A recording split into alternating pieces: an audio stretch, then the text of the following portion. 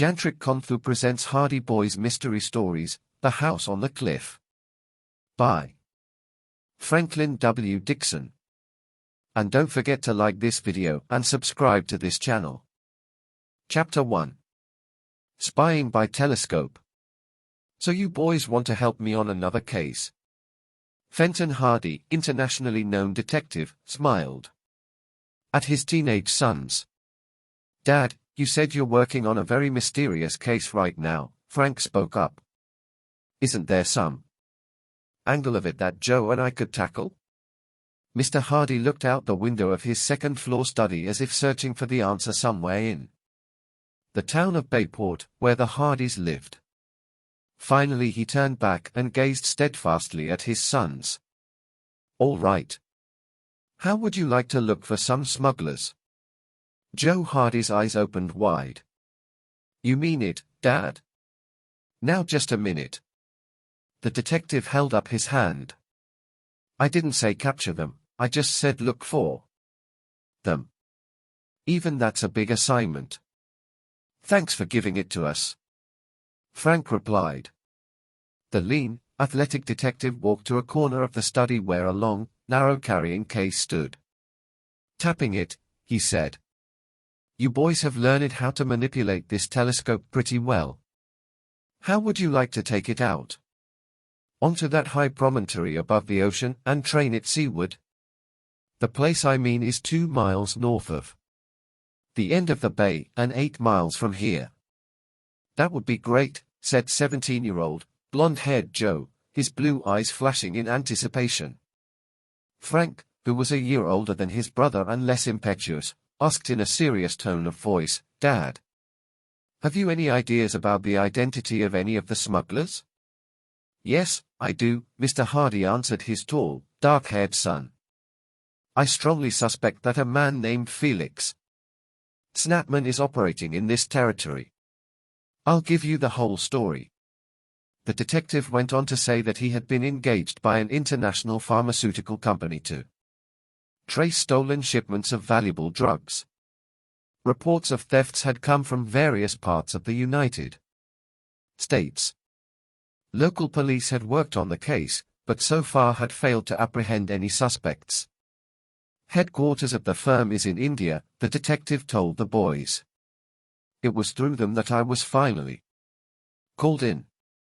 I'm sure that the thefts are the result of smuggling, very cleverly done. That's the reason I suspect Snapman. He's a noted criminal and has been mixed up in smuggling rackets before. He served a long term in prison, and after being released, dropped out of sight. And you think he's working around Bayport? Joe asked. He whistled. That doesn't make this town a very healthy place to live in. But we're going to make it so, Mr. Hardy declared, a ring of severity in his voice. Just where is this spot where to use the telescope? Frank asked eagerly. It's on the Pollitt place. You'll see the name at the entrance. An old man named Felix Pollitt lived there, alone for many years. He was found dead in the house about a month ago, and the place has been vacant ever since. It sounds as if we could get a terrific range up and down the shore from there and many miles across the water, Frank remarked. Mr. Hardy glanced at his wrist watch. It's 1:30 now. You ought to be able to go out there, stay a fair amount of time, and still get home to supper. Oh, easily, Joe answered. Our motorcycles can really burn up the road.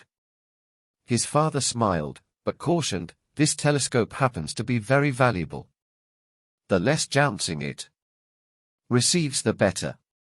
I get the point, Joe conceded, then asked, Dad, do you want us to keep the information about the smugglers to ourselves, or would it be all right to take a couple of the fellows along? Of course I don't want the news broadcast, Mr. Hardy said, but I know I can trust your special friends. Call them up. How about Chet and Biff?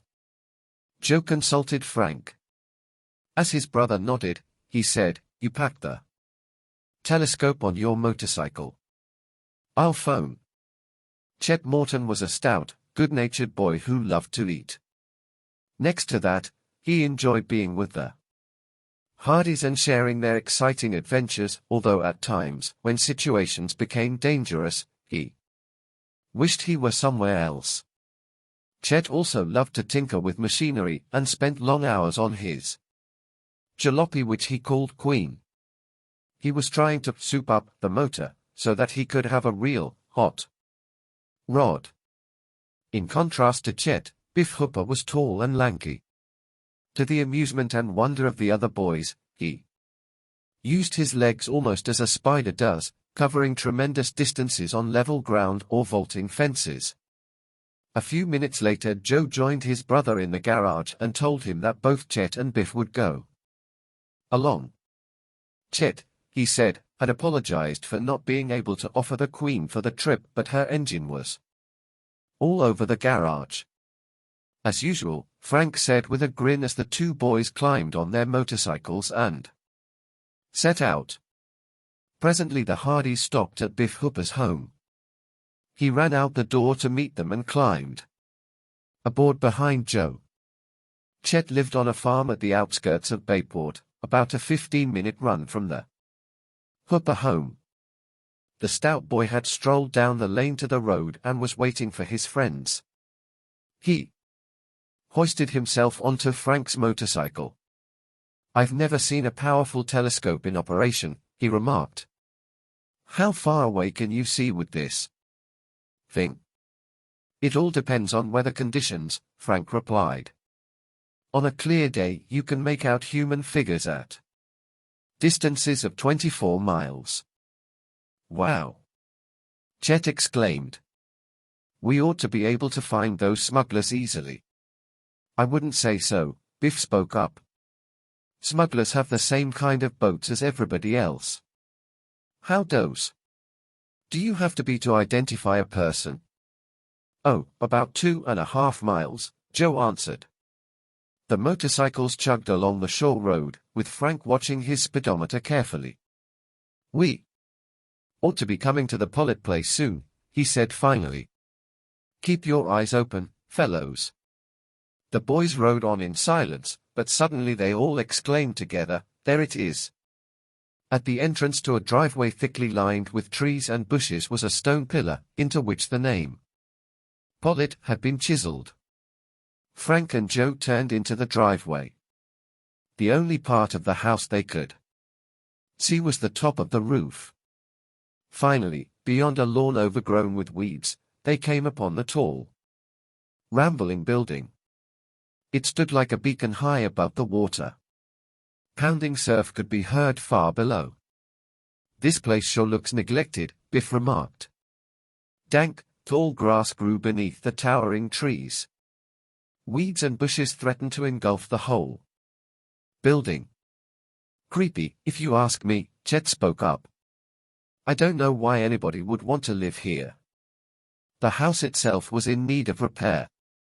Built of wood, it had several sagging shutters and the paint was flaking badly. "Poor old Mr. Pollitt was probably too sick to take care of things," Frank commented, as he looked at several weed-choked flower beds. To the Hardys' disappointment, the sky had become overcast and they realized that visibility had been cut down considerably. Nevertheless, Frank unstrapped the carrying case and lugged it around to the front of the house. He unfastened the locks and Joe helped his brother lift out the telescope and attached tripod, pulling up the iron section first. Biff and Chet exclaimed in admiration. "Boy, that's really neat," Chet remarked. He and Biff watched in fascination as Frank and Joe began to set up the telescope. First they unfastened the tape with which the tube and tripod legs were tied together. Joe turned the 3 legs down and pulled out the extensions to the desired height. Then Frank secured the tripod legs with a chain to keep them from spreading. "What's next?" Biff asked. "To get proper balance for the main telescope tube, we slide it through this trunnion sleeve toward the eye. end, like this. After doing so, Frank tightened the wing nuts on the tripod lightly. Joe picked up the balance weight from the carrying case and screwed it into the right side of the telescope tube about 1/3 the distance from the eyepiece.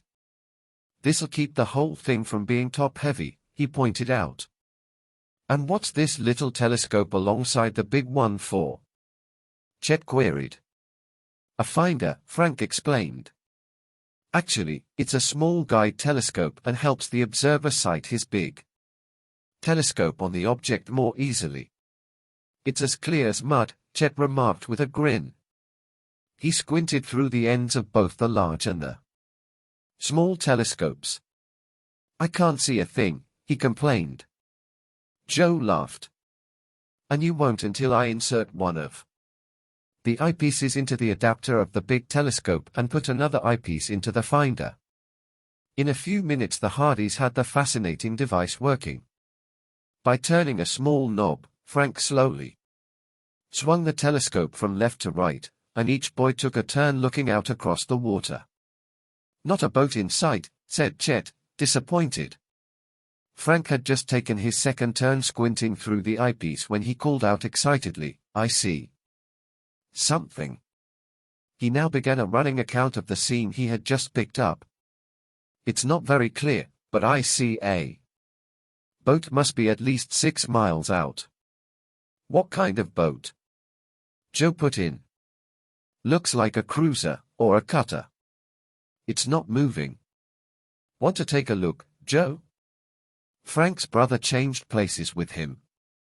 "Say, fellows, a man's going over the side on a ladder, and hey, there's a smaller boat down below. He's climbing into it. Can you see a name or numbers on the big boat?" Frank asked excitedly. "No. The boat's turned at a funny angle, so you can't see the lettering. You couldn't even if the weather was clearer." "Which way is the man in the small boat heading?" Biff asked. "He seems to be going toward Barmet Bay." Joe gave up his position to Biff. "Suppose you keep your eye on him for a while, and also the big boat. Maybe it'll turn so you can catch the name or number on the box." Chet had been silent for several moments. Now he said, "Do you suppose they're the smugglers?" "Could be," Frank replied. "I think we'd better leave and report this to Dad from the first telephone we dash." He was interrupted by the sudden, terrifying scream of a man. Where did that come from?" Chet asked with a frightened look. "Sounded as if it came from inside," Frank answered. The boys stared at the house on the cliff. A moment later they heard a loud cry for help. It was followed by another scream. "Somebody's in there and is in trouble," Joe exclaimed. "We'd better find out what's going on." Leaving the telescope, the 4 boys ran to the front door and tried the knob. The door was locked. "Let's scatter and see if we can find another door," Frank suggested. Frank and Joe took one side of the house, Biff and Chet the other. They met at the rear of the old home, and together tried a door there. This, too, was locked. "There's a broken window around the corner," Biff announced. "Shall we climb in?" "I guess we'd better," Frank answered. As the boys reached the window, which seemed to open into a library, they heard the scream again. "Help! Hurry! Help!" came an agonized cry. Chapter 2. Thief at Work. Joe was first to slide through the broken window. "Wait a moment, fellows," he called out, "until I unlock this." Quickly he turned the catch, raised the window, and the other 3 boys stepped inside the library. No one was there, and they ran into the large center hall. "Hello!" Frank shouted. "Where are you?" There was no answer. "Maybe that person who was calling for help has passed out or is unconscious," Joe suggested. "Let's look around." The boys dashed in various directions and investigated the living room with its old-fashioned furnishings. The dining room with its heavily carved English oak set, the kitchen, and what had evidently been a maid's bedroom in days gone by. Now it was heaped high with empty boxes and crates. There was no one in any of the rooms, and the Hardys and their two friends met again in the hall. The man must be upstairs, Frank decided. He started up the front stairway, and the others followed. There were several bedrooms. Suddenly Chet hung back. He wanted to go with his pals, but the eeriness of the house made him pause. Biff and the Hardys sped from one to another of the many rooms. Finally they investigated the last of them. Nobody here. What do you make of it? Biff asked, puzzled. Chet, who had rejoined the group, said worriedly, maybe the place is haunted. Joe's eyes were searching for an entrance to the third floor. Seeing none, he opened 3 doors in the hall, hoping to find a stairway. He saw none. There must be an attic in this house, he said. I wonder how you get to it. Maybe there's an entrance from one of the bedrooms, Frank suggested. Let's see. The boys separated to investigate. Suddenly Frank called out, I found it. The others ran to where he had discovered a door behind a man's shabby robe hanging inside a closet. This in turn revealed a stairway, and the group hurriedly climbed it, Chet bringing up the rear. The attic room was enormous. Old newspapers and magazines were strewn around among old-fashioned trunks and suitcases, but there was no human being in sight. I guess that cry for help didn't come from the house at all, Biff suggested. What'll we do now? Look. Outdoors? I guess we'll have to, Frank answered. He started down the steep stairway. Reaching the foot, he turned the handle of the door which had swung shut. To his concern he was not able to open it. What's the matter? Asked Chet from the top of the stairway. Looks as if we're locked in, Frank told him. Locked in? Chet wailed. Oh, no. Frank tried pulling and pushing the door. It did not budge. That's funny, he said. I didn't see any lock on the outside. Suddenly the full import of the situation dawned on the 4 boys. Someone had deliberately locked them in. The cries for help had been a hoax to lure them into the house. You think somebody was playing a joke on us? Biff asked. Pretty rotten kind of joke, Chet sputtered. Frank and Joe were inclined to think that there was more to it than a joke. Someone had seen a chance to steal a valuable telescope and 2 late-model motorcycles. We've got to get out of here, Joe said. Frank, put your shoulder to the door and I'll help. Fortunately, the door was not particularly sturdy and gave way easily. Frank glanced back a moment as he rushed through and saw 2 large hooks which he had not noticed before. They had evidently been slipped into the eyes and had been ripped from the framework by the crash on the door. The other boys followed, running pell-mell through the hallway and clattering down the stairway. They dashed out the front door, leaving it open behind them. To their relief, the telescope still stood at the edge of the cliff, pointing seaward. Thank goodness, said Joe. I'd hate to have had to tell Dad the telescope was gone.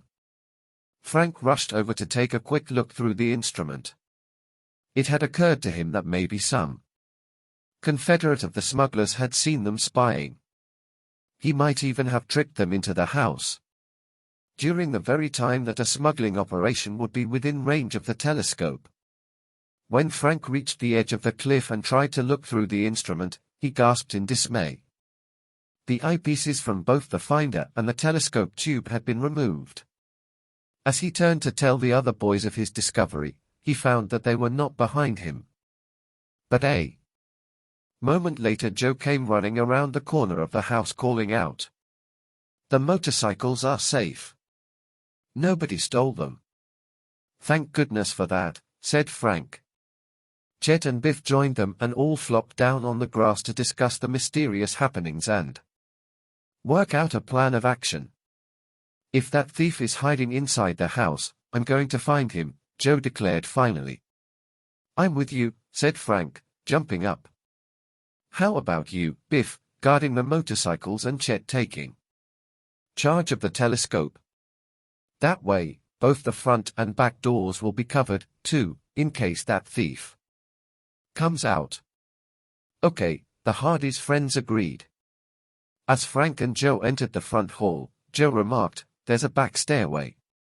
If we don't find the person on the first floor, I'll take that to the second.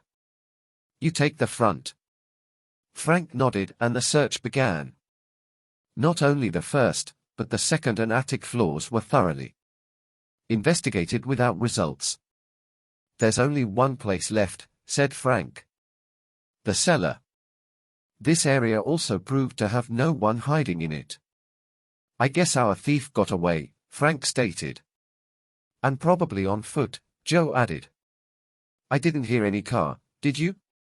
"No. Maybe he went down the cliff and made a getaway in a boat," Frank suggested. In complete disgust, the Hardys reported their failure to Biff and Chet. Then they packed up the telescope and strapped it onto Frank's motorcycle. "We may as well go home," Joe said dolefully. "We'll have a pretty slim report for Dad." "Slim," said Biff. "I haven't had so much excitement in 6 months." The boys climbed aboard the motorcycles. As the Hardys were about to start the motors, all 4 of them froze in the seats. From somewhere below the cliff came a demoniacal laugh. Involuntarily the boys shuddered. Let's get out of here," Chet urged. Frank and Joe had hopped off the motorcycles and were racing in the direction from which the eerie laughter was coming. "It may be another trap," Chet yelled after them. "Come back." But the Hardys went on. Just before they reached the edge of the cliff, they were thunderstruck to hear the laughter coming from a completely different area. It was actually in back of them. "What gives?" Joe asked. "Search me," his brother answered. "The ghost must have a confederate." The brothers peered over the edge of the cliff but could see only jagged rocks that led to the booming surf below. Frank and Joe returned to their chums, disappointed that they had learned nothing and had no explanation for the second laugh. "I'm glad it stopped, anyhow," said Chet. "It gave me goose pimples and made chills run up and down my spine." Biff looked at his wrist watch.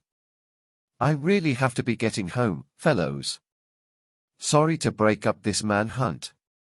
Maybe you can take me to a bus and come back." The Hardys would not hear of this and said they would leave at once. They had gone scarcely a mile when the motor on Frank's cycle sputtered and backfired, then died. "A swell time for a breakdown," he said disgustedly as he honked for Joe to stop. Joe turned around and drove back. "What's the matter?"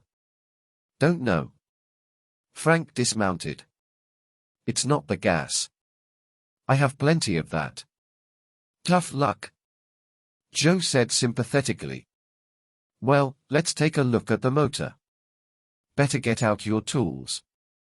As Frank opened the toolbox of his motorcycle, an expression of bewilderment came over his face. "My tools," he exclaimed. "They're gone." The others gathered around. The toolbox was indeed empty. "Are you sure you had them when you left Bayport?" Chet asked. "Of course I did. I never go anywhere without them." Biff shook his head. "I suppose the guy who took the eyepieces stole your tools too." Joe dashed to the toolbox on his own motorcycle and gave a cry of dismay. "Mine are gone, too." Chapter 3. Landslide. "That's a shame, fellows," Chet Morton said. "This is sure your day for bad luck. First the eyepieces from your telescope are taken and now the tools from your motorcycles. And all by the same person, I'm sure, Frank remarked grimly. Some slick operator, whoever he is, Joe added gloomily. Chet put his hands into his trouser pockets and with a grin pulled out a pair of pliers, a screwdriver, and a wrench. I was working on the Queen this morning, he explained. Good thing I happened to put these in my pocket. I'll say, Frank declared gratefully, taking the tools which Chet handed over. He unfastened the housing of the motor and began checking every inch of the machinery. Finally he looked up and announced, I guess I found the trouble, a loose connection. Frank adjusted the wires and a moment later the vehicle's motor was roaring normally. The housing was put back on, Chet's tools were returned with thanks, and the four boys set off once more. Let's hope nothing more happens before we get home, Biff said with a wry laugh. I'll second that, Joe said emphatically. For 5 minutes the cyclists rode along in silence, their thoughts partly on the passing scenery, but mostly on the mystery in which they had become involved. Joe's mind was racing with his throbbing motorcycle. In a few minutes he had far outdistanced his brother. Frank did not dare go any faster because of the telescope strapped onto his handlebars. Presently Joe reached a spot in the road where it had been cut out of the hillside on the right. There was a sharp curve here. The motorcycle took it neatly, but he and Biff had scarcely reached the straightaway beyond when they heard a thunderous sound back of them. What's that? Joe cried out. Biff turned to look over his shoulder. A landslide, he shouted. Rocks and dirt, loosened by recent heavy rainstorms, were tumbling down the steep hillside at terrific speed. Frank! Joe cried out in horror. He jammed on his brake and disengaged the engine. As he ran back to warn his brother, Joe saw that he was too late. Biff had rushed up and both could only stare helplessly, their hearts sinking. Frank and Chet came around the corner at good speed and ran full tilt into the landslide. Its rumbling sound had been drowned out by the pounding surf and their own roaring motor. The two boys, the motorcycle and the telescope were bowled over by the falling rocks and earth. As the rain of debris finally stopped, Joe and Biff reached their sides. Frank! Chet, they cried out in unison. Are you hurt? Frank, then Chet, sat up slowly. Aside from looking a bit dazed, they seemed to be all right. Rock just missed my head, Frank said finally. I got a mean wallop on my shoulder, Chet panted gingerly, rubbing the sore spot. You fellows were lucky, Biff spoke up, and Joe nodded his intense relief. How about the telescope? Frank asked quickly. Take a look at it, will you, Joe? The battered carrying case, pushed out of the straps which had held it in place on the motorcycle, lay in the road, covered with stone and dirt. Joe opened the heavily lined box and carefully examined the telescope. It looks all right to me, he said in a relieved voice. Of course, we won't know for sure until we try other eyepieces in it. But at least nothing looks broken. By this time Frank and Chet were standing up and Biff remarked, while you two are getting your breath, Joe and I can take the biggest rocks out of the way. Some motorist may come speeding along here and break his neck or wreck his car unless this place gets cleaned up. Oh, I'm okay, Chet insisted. The rock that hit me felt just like Bender, that big end on the Milton High team. He's hit me many a time the same way. Frank, too, declared that he felt no ill effects. Together, the boys flung rock after rock into the field between the road and the water and, in pairs, carried the heavier rocks out of the way. Guess we're all set now, Frank spoke up. Biff, I'm afraid you're going to be late getting home. He chuckled. Who is she? Biff reddened a little. How do you guess? I have a date tonight with Sally Sanderson. But she's a good sport. She won't mind waiting a little longer. Again, the four boys straddled the motorcycles and started off. A few minutes later, a noise out in the ocean attracted Frank's attention, and he peered across the rolling sweep of waters. A powerful speedboat came into view around the base of a small cliff about a quarter-mile out. It was followed at a short distance by a similar, but larger craft. Both boats were traveling at high speed. "Looks like a race," Joe called out. "Let's watch it." The Hardys ran their motorcycles behind a clump of trees and stopped, then walked down to the shore line.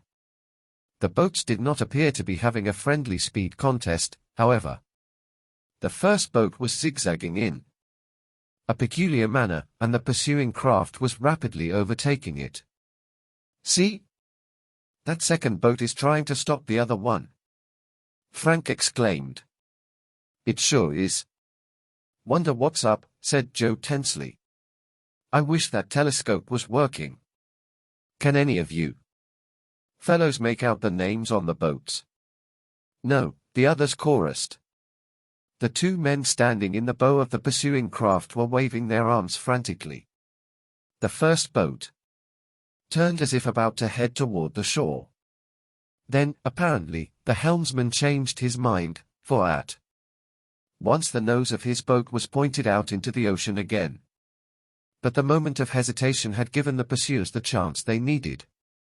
Swiftly the gap between the racing craft grew smaller and smaller until the boats were running side by side.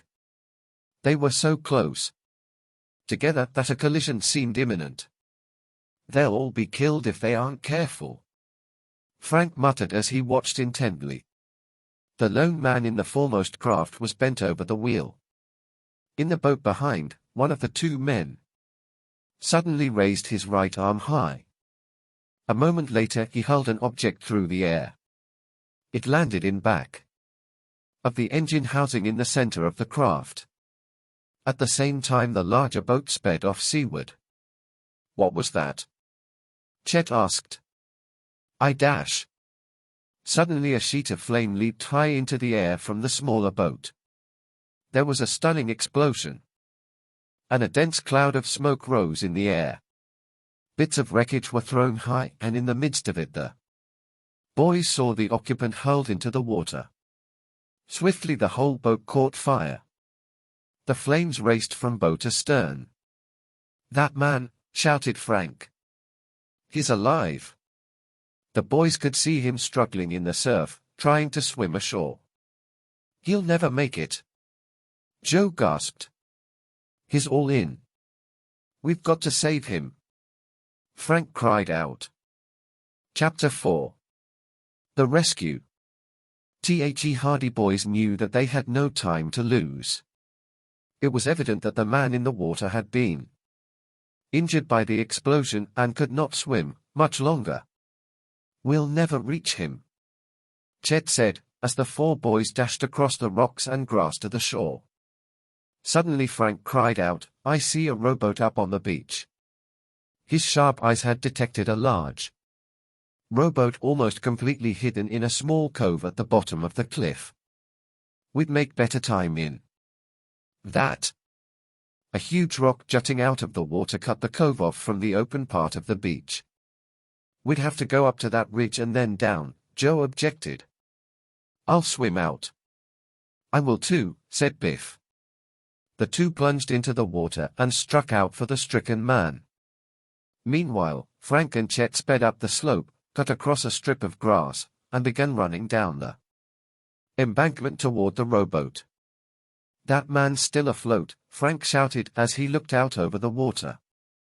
Joe and Biff were making good time but were a long way from the man, who seemed now to be drifting with the outgoing tide.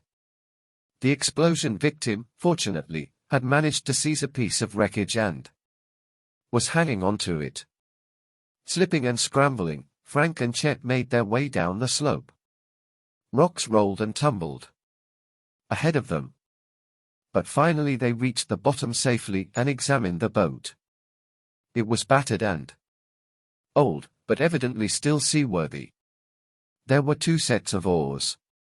Grab hold, Frank directed Chet. The boys pulled the boat across the pebbles and into the water. Swiftly they fixed the oars in the locks and took their places. Pulling hard, Frank and Chet rowed toward the distressed swimmer. Presently, they overtook Joe and Biff, who clambered aboard. The man had seen the boys and called feebly to them to hurry. Faster, Joe urged. He looks as if he'll go under any second. The motorboat in the background was still blazing fiercely, flames shooting high in the air. The craft was plainly doomed.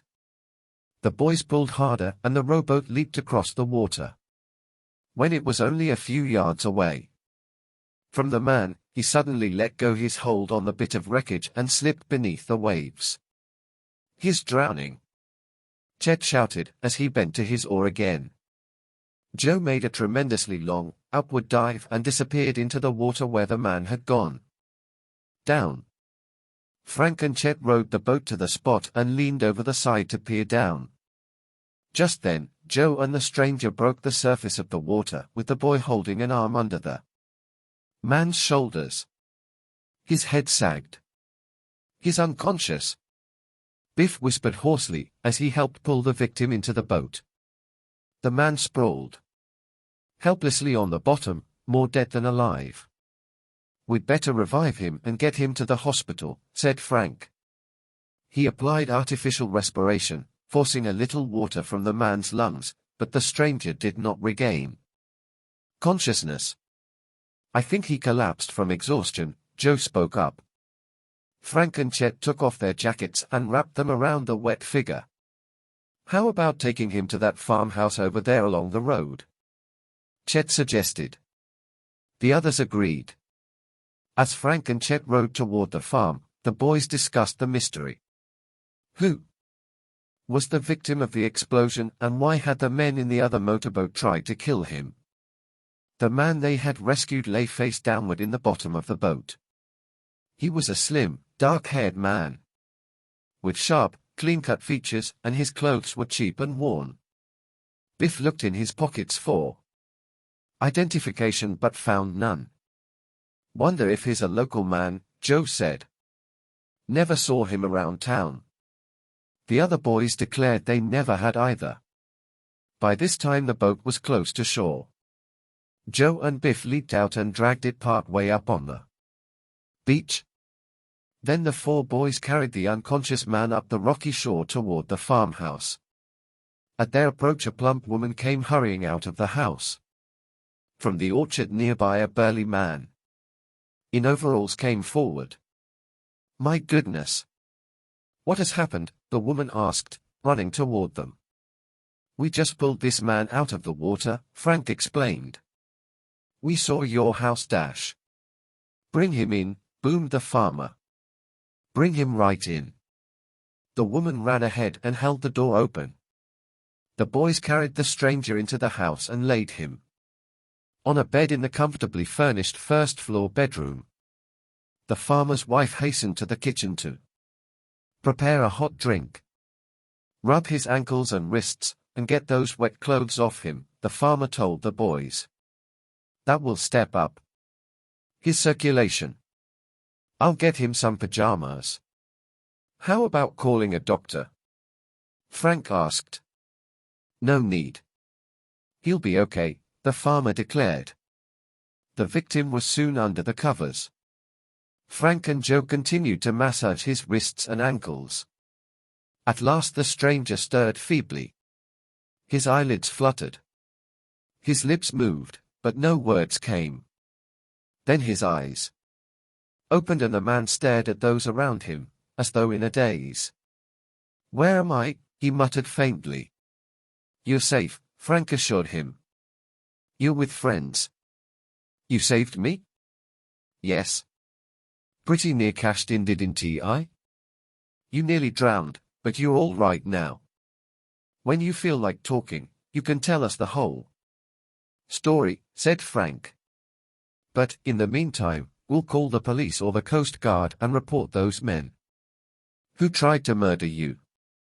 The man in the bed blinked and looked out the window. Finally he said, No, no.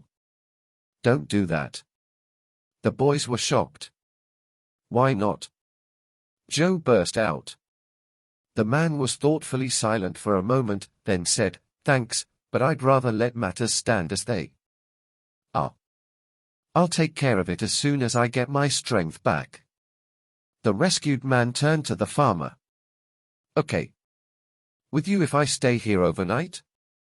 I'll pay you, of course. The farmer put out his hand. The name's Kane and you're welcome to stay until you feel strong. Nobody can say I ever turned a sick man away. And what's your name? The patient hesitated a moment. Jones. Bill Jones, he said at last. It was so evidently a false name that the Hardys glanced knowingly at each other. Mr. Kane did not seem to realize that his guest was apparently trying to hide his identity. Mrs. Kane appeared with hot broth and toast. She suggested that her husband and the boys let the patient rest for a while. When she joined them in the living room, she invited the boys to have a snack. Chet readily accepted for all of them.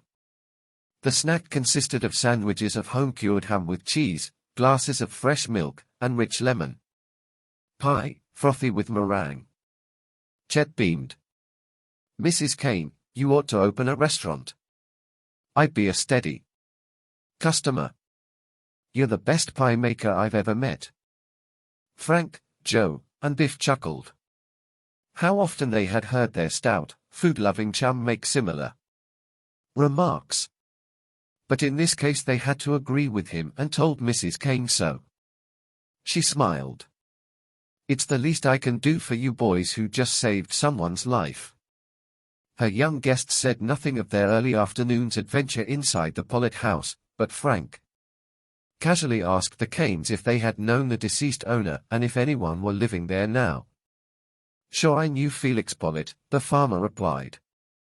Close-mouthed old codger, but I did hear him once say something about having a no-good nephew. Pollitt said he was his only living relative and he supposed he'd have to leave the property to him. But who'd want the place? Mrs. Kane spoke up. It's falling apart and would cost a mint of money to fix up. Joe grinned. Sounds like a haunted house, he remarked pointedly. Funny you should say that. Mrs. Kane looked at Joe. There was a family stopped here the other day. Wanted to buy some eggs. One of the little girls said they'd had a terrible scare. They'd stopped at the old Pollitt place to have a picnic and were scared out of their wits by moans and groans and queer laughs from the house. Mr. Kane's face broke into a grin. The kid's imagination sure was running away with itself. I'm not so sure of that, his wife disagreed. I think some boys were in there playing pranks. After Frank and Joe and their friends had left the farmhouse, they discussed the strange noises at the Pollitt place from this new angle. Biff frowned. If those ghosts are from Bayport High, they'll sure have the laugh on us, he remarked. They sure will, Chet agreed. I'd hate to face them on Monday. Frank and Joe were not convinced. After they had dropped their chums at the Morton and Hooper homes, they discussed the day's strange and varied adventures all the way to the Hardy house. I'm sure that ghost business was meant to be something more than a prank, Frank stated. Right, his brother agreed. I just had an idea, Frank. Maybe nobody was in the house, but he could have rigged up a tape recorder to make those sounds and a remote control to start it. What say we go back sometime and take a look? I'm with you. By this time the boys had turned into the long driveway of the Hardy home, a spacious, 3-story clapboard house on the corner of High and Elm Streets. The large 2-story garage at the rear of an attractive garden had once been a barn. Frank and Joe parked their motorcycles, unstrapped the telescope, and carried it to the back porch. As they entered the kitchen, they found their mother, a pretty, sweet-faced woman with sparkling blue eyes, preparing supper. "Hello, boys," she greeted them. "Did you have a good day? See any smugglers?" They kissed her and Frank said, "We have a lot to tell you and Dad. He's in the study upstairs. I'll go up with you right away and we can talk while the chicken's roasting and the potatoes baking." The three hurried up to the room where Mr. Hardy was busy looking in a large metal file in which he kept important records. The detective stopped his work and listened with rapt attention as Frank and Joe gave a detailed account of their adventures. "We sure fell for that cry for help," Joe explained. "I'm sorry about the stolen eyepieces from the telescope. And I hope it wasn't damaged when I had my spill," Frank added. He smiled wanly. "You'll probably want to dismiss us from your detective force." "Nothing of the kind," his father said. "But now, let's discuss what you saw through the telescope. You said you spotted a man who climbed down the ladder of a boat and went off in a smaller one. Could he have been this same fellow who calls himself Jones?" "We couldn't identify him," Joe replied, "but he might be." Frank snapped his fingers. "Yes, and he could be one of the smugglers." "But who threw that hand grenade at him?" Joe asked. "Not one of his own gang, surely. And those guys in the other speedboat, they couldn't have been Coast Guard men, even in disguise. They wouldn't use grenades." "Joe's right on the second point," Mr. Hardy agreed. "But Jones may still be a smuggler." "You mean he might have done something to make his boss mad and the boss sent out a couple of men to get him?" Joe asked. The detective nodded.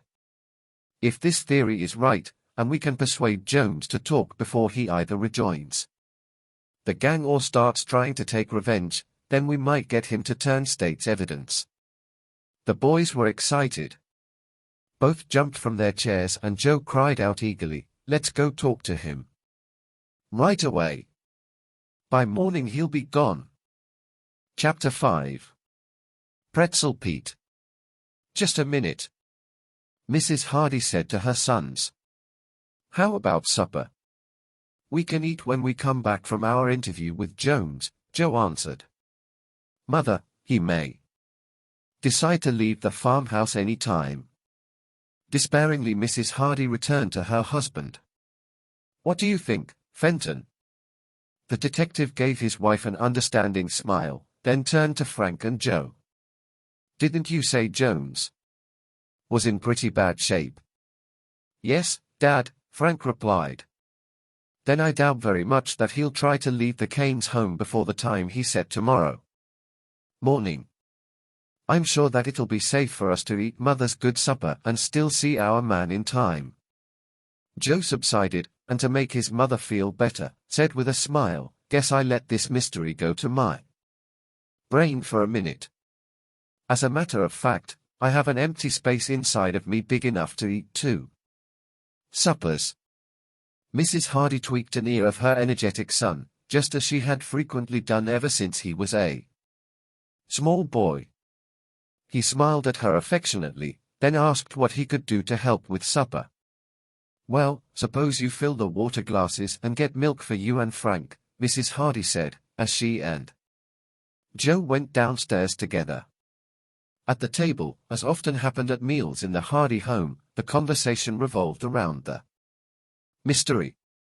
Frank asked his father if he had made any progress on his part in the case concerning the smugglers. "Very little," the detective replied. "Snapman is a slippery individual. He covers his tracks well. I did find this out, though. The law firm which is handling old Mr. Pollitt's affairs has had no luck in locating the nephew to whom the property was left." "Mr. Kane said he'd heard Mr. Pollitt call his nephew a no-good," Frank put in. "That's just the point," Mr. Hardy said. The lawyers learned from the police that he's a hoodlum and is wanted for burglary. Frank whistled. That puts the nephew in a bad spot, doesn't it? If he shows up to claim the property, he'll be nabbed as a criminal. Exactly, Mr. Hardy answered.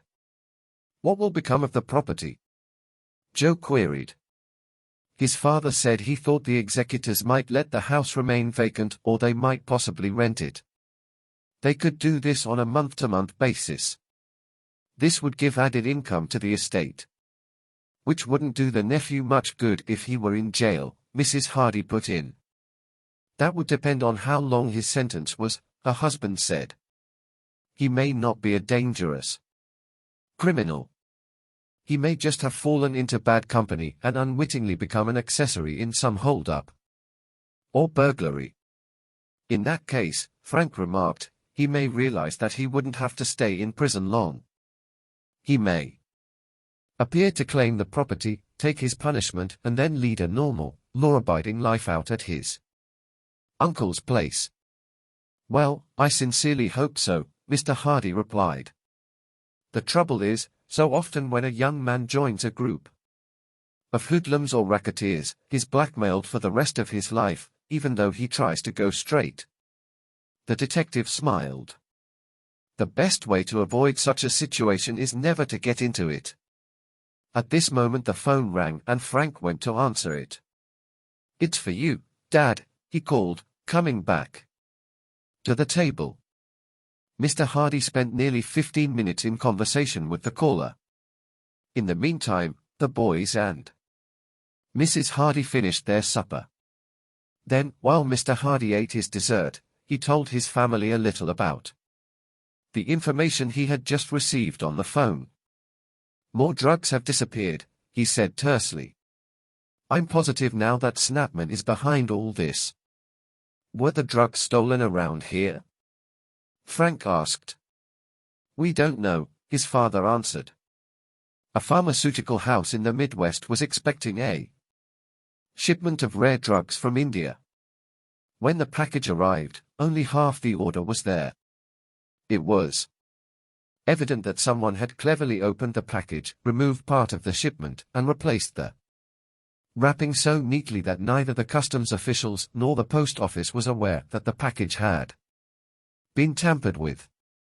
How were the drugs sent to this country? Joe queried. They came by ship. To which port? New York. But the ship did stop at Bayport. How long ago was this? Nearly 2 months ago. It seems that the pharmaceutical house wasn't ready to use the drugs until now, so hadn't opened the package. Then, said Joe, the drugs could have been removed right on the premises and have had nothing to do with smugglers. You're right, Mr. Hardy agreed. Each time drugs are reported missing, there's a new angle to the case. Although I'm convinced Snapman is back of it, how to prove this is really a stickler. Mr. Hardy went on to say that the tip he had received about Snapman being in the Bayport area had been a very reliable one. He smiled. I'll tell you all a little secret. I have a very good man down on the waterfront. He picks up many kinds of information for me. His name is Pretzel Pete. Pretzel Pete.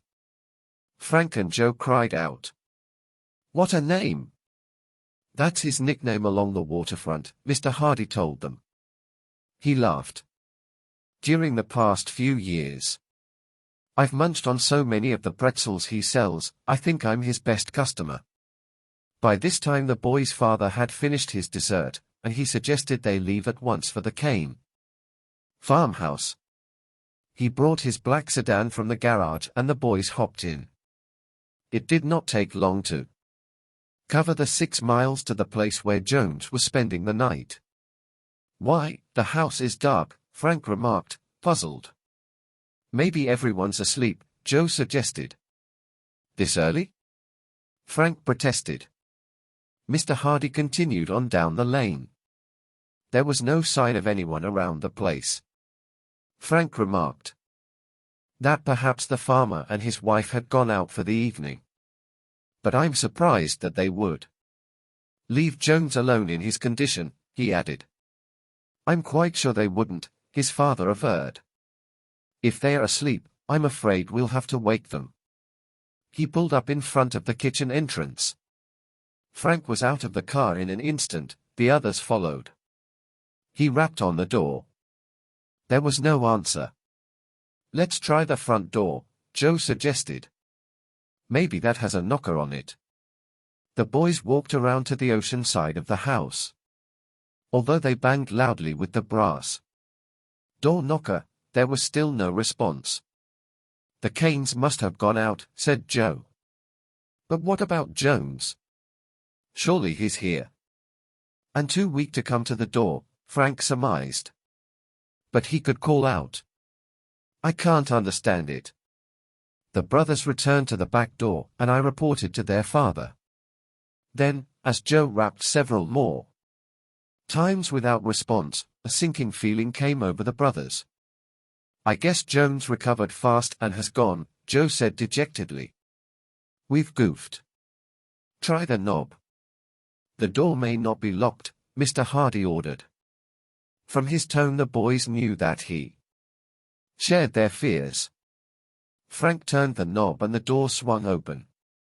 Mr. Hardy felt around for a light switch on the wall. We'll go in, he murmured. If Jones is here we'll talk to him. By this time the detective had found the switch. As the kitchen became flooded with light, the boys gasped, thunderstruck. On their previous visit they had been impressed by the neatness of the room. Now the place looked as though an earthquake had shaken it. Pots and pans were scattered about the floor. The table was overturned. A chair lay upside down in a corner. Shattered bits of cups and saucers were strewn on the floor. What happened? Frank exclaimed in bewilderment. There's been a fight or a struggle of some kind, said Mr. Hardy. Let's see what the rest of the house looks like. The boys opened the door to the adjoining living room. Frank snapped on the wall switch. There a horrifying sight met the Hardys' eyes. The farmer and his wife, bound and gagged, were tied to chairs in the middle of the room. Swiftly Frank, Joe, and their father rushed over to Mr. and Mrs. Kane. They had been tied with strong ropes and so well gagged that the couple had been unable to utter a sound. In a minute the Hardys had loosened the bonds and removed the gags. Thank goodness! Mrs. Kane exclaimed with a sigh of relief, stretching her arms. Her husband, spluttering with rage, rose from his chair and hurled the ropes to one side. Those scoundrels, he cried out. Frank hastily introduced his father, then asked, what happened? For several moments Mr. and Mrs. Kane were too upset to tell their story. But finally the farmer staggered over to the window and pointed down the shore road. They went that way, he roared. Follow them. Who? Those thugs who tied us up. They took Jones. Chapter 6. The Strange Message. How long ago did those kidnappers leave? Frank asked the Canes quickly. About 10 minutes, replied the farmer. Maybe you can catch them if you hurry. Come on, Dad. Frank cried. Let's go after them. Mr. Hardy needed no further urging. He and his sons ran out of the house and jumped into the car. That's rough stuff, Joe said to his father as they turned onto the shore road, barging into house, tying up the owners and kidnapping a guy. Yes, Mr. Hardy agreed. It looks as though your friend Jones is mixed up in some kind of racket. Those men must have been pretty desperate to risk breaking into an occupied house. The boy's father was able to follow the tracks of the car from the tread marks in the dusty road. But soon, there were signs that another car had turned onto the shore road from a side lane and the trail became confused. The Hardys passed the lane that led into the Pollitt place and continued on until they came to a hilltop. Here they could get a clear view of the road winding along the coast for several miles. There was no sign of a car. "We've lost them, I guess," said Frank in disappointment, as Mr. Hardy brought the sedan to a stop. "They had too much of a head start," Joe remarked. "If only we'd gotten to the farm sooner." "Well, we may as well go back." Mr. Hardy agreed, turned the car around, and once more the Hardys headed for the farm. On the way, they discussed the mysterious kidnapping, and speculated on the identity of those responsible. "I'll bet those men in the other motorboat saw us rescue Jones, or else they heard somehow that he'd been taken to the farmhouse," Joe surmised. "If they are the kidnappers, I wonder what will happen to Jones now," Frank said gravely. "They tried to kill him once. Maybe they'll just hold him prisoner," Mr. Hardy stated thoughtfully. "They were probably afraid he'd tell all he knew, and couldn't afford to leave him at the farmhouse." When they got back to the Canes, they found the farmer and his wife somewhat recovered from their harrowing experience. Mrs. Cane was busy straightening up the kitchen. "We couldn't catch them," Frank reported sadly. "Well, those hoodlums had a high-powered car and they weren't wasting any time. I could see them from the window as they went down the lane," the farmer remarked, frowning angrily at the recollection. "Please tell us exactly what happened, Mr. Cane," Joe urged. "Well, Mabel and I were here in the kitchen," the man began. "Mabel was washing the supper dishes when this fellow came to the door. He was a tall chap with a long, thin face. He asked us if we were looking after the man that was almost drowned earlier," the farmer's wife took up the tale. "When we said we were, the fellow told us that Mr. Jones was his brother and he had come to take him away. I got suspicious," Mr. Cane broke in. "He didn't look nothing like Jones. I asked him where he lived." At that, Mrs. Cane said, "He walked in the house with another fellow right at his heels. They grabbed my husband. Henry put up an awful good fight, but he was outnumbered. When I tried to help, a third man appeared from nowhere and held me back. They dragged us into the living room, tied us to those chairs, and put the gags in our mouths," the farmer continued. "Then we heard them going into Jones's room. Pretty soon they carried him out to a car where a fourth fellow was sitting at the wheel." "Did Jones put up a fight when they took him away?" Frank asked. "He tried to. He hollered for help, but of course I couldn't do anything and he was too weak to struggle much." "This whole affair is very peculiar," Mr. Hardy observed. "Perhaps Jones is mixed up in the smuggling going on around here. But who were those 4 men, I wonder?" Mrs. Cane shook her head. "All I know is, we're sure glad you and your sons came out tonight. There's no telling how long we'd have been tied up before somebody found us." "We're glad, too, that we got here," Frank replied. "You folks say your name's Hardy," said the farmer. "Any relation to Fenton Hardy?" "Right here." The detective smiled. "Pleasure to know you," exclaimed Cane heartily, putting out his hand. "If anyone can get to the bottom of this business, you can." "I'll certainly try," the boy's father promised. The Hardys bade the farmer and his wife goodbye. They promised to call again at the Cane farm as soon as they had any further information, and Mr. Cane, in turn, said he would notify them if he found any trace of Jones or his kidnappers. When they returned home, the boys followed their father into his study. "What do you make of all this, Dad?" Joe asked. Mr. Hardy sat down at his desk. He closed his eyes and leaned back in his chair a few moments without speaking. "I have only one theory," he said at last. "The kidnappers probably are Snapman's friends. That means you boys may have uncovered the fact that there is a whole gang of smugglers around here. The brothers were pleased with their progress. "What do we do next, Dad?" Joe asked eagerly. "I want to evaluate this case from every angle," their father replied. "I'll think about it and talk to you later." With this, the boys had to be content for the rest of the weekend. When the brothers came downstairs Monday morning, Mrs. Hardy was putting their breakfast on the table. In answer to the boys' inquiries, she replied, "Your father went out early this morning in his car. He didn't say when he would return. But your dad didn't take a bag with him, so he'll probably be back today." Mrs. Hardy was accustomed to her husband's comings and goings at odd hours in connection with his profession, and she had learned not to ask questions. Frank and Joe were disappointed.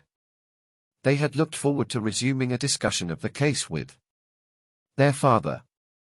"I guess we're left on our own again to try finding out something about those smugglers," Frank remarked, and Joe agreed.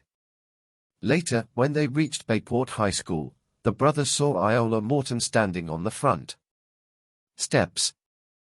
With pretty, dark-haired Iola was her best friend Callie Shaw. Callie, a blonde, vivacious, brown-eyed girl, was Frank's favorite among all the girls in his class.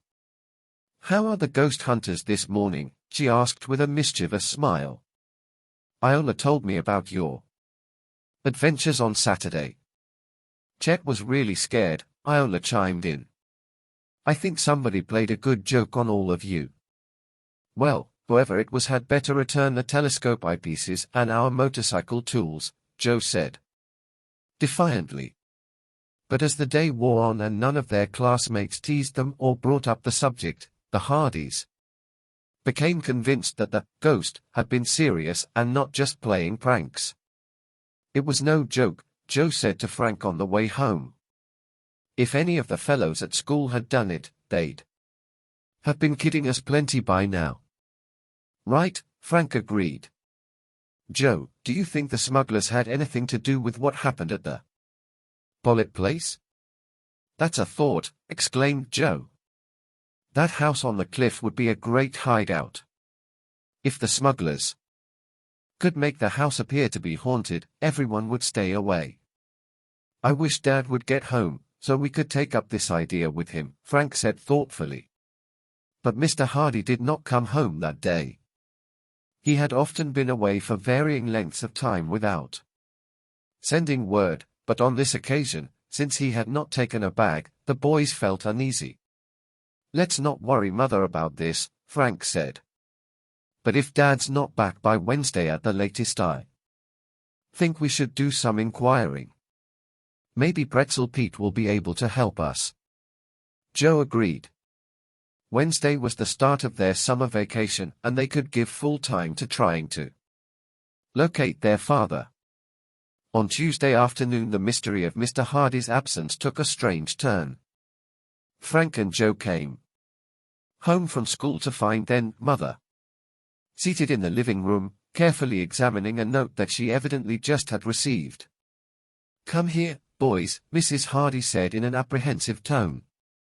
"Look at this and tell me what you think." She handed the note to Frank. "What is it?" he asked quickly. "Word from Dad?" "It's supposed to be." The boys read the note. It was typed on a torn sheet of paper and the signature looked like Fenton Hardy's. It read, "I won't be home for several days. Don't worry. Fenton." That was all. There was nothing to indicate where the detective was, nothing to show when the note had been written. "When did you get this, Mother?" asked Frank. "It came in the afternoon mail. It was addressed to me, and the envelope had a Bayport postmark." "Why are you worried?" Joe asked. "At least we've heard from Dad. But I'm not sure he sent the note." "What do you mean?" "Your father and I have an agreement. Whenever he writes me, he puts a secret sign beneath his signature. Fenton was always afraid that someone would forge his name to a letter or note, and perhaps Get papers or information that he shouldn't have. Frank picked up the note again. There's no sign here. Just Dad's signature. It may be his signature. If not, it's a very good forgery. Mrs. Hardy was plainly worried. If Dad didn't write this note, Joe asked, who did and why? Your father has many enemies, criminals whom he has been instrumental in sending to prison. If there has been foul play, the note might have been sent to keep us from being suspicious and delay any search. Foul play, exclaimed Frank in alarm. Then you think something has happened to Dad? Chapter 7. The Hidden Trail. Joe put an arm around his mother. Frank and I will start a search for Dad first thing tomorrow, her son said reassuringly. Next morning, as the boys were dressing, Joe asked, where shall we start, Frank? Down at the waterfront.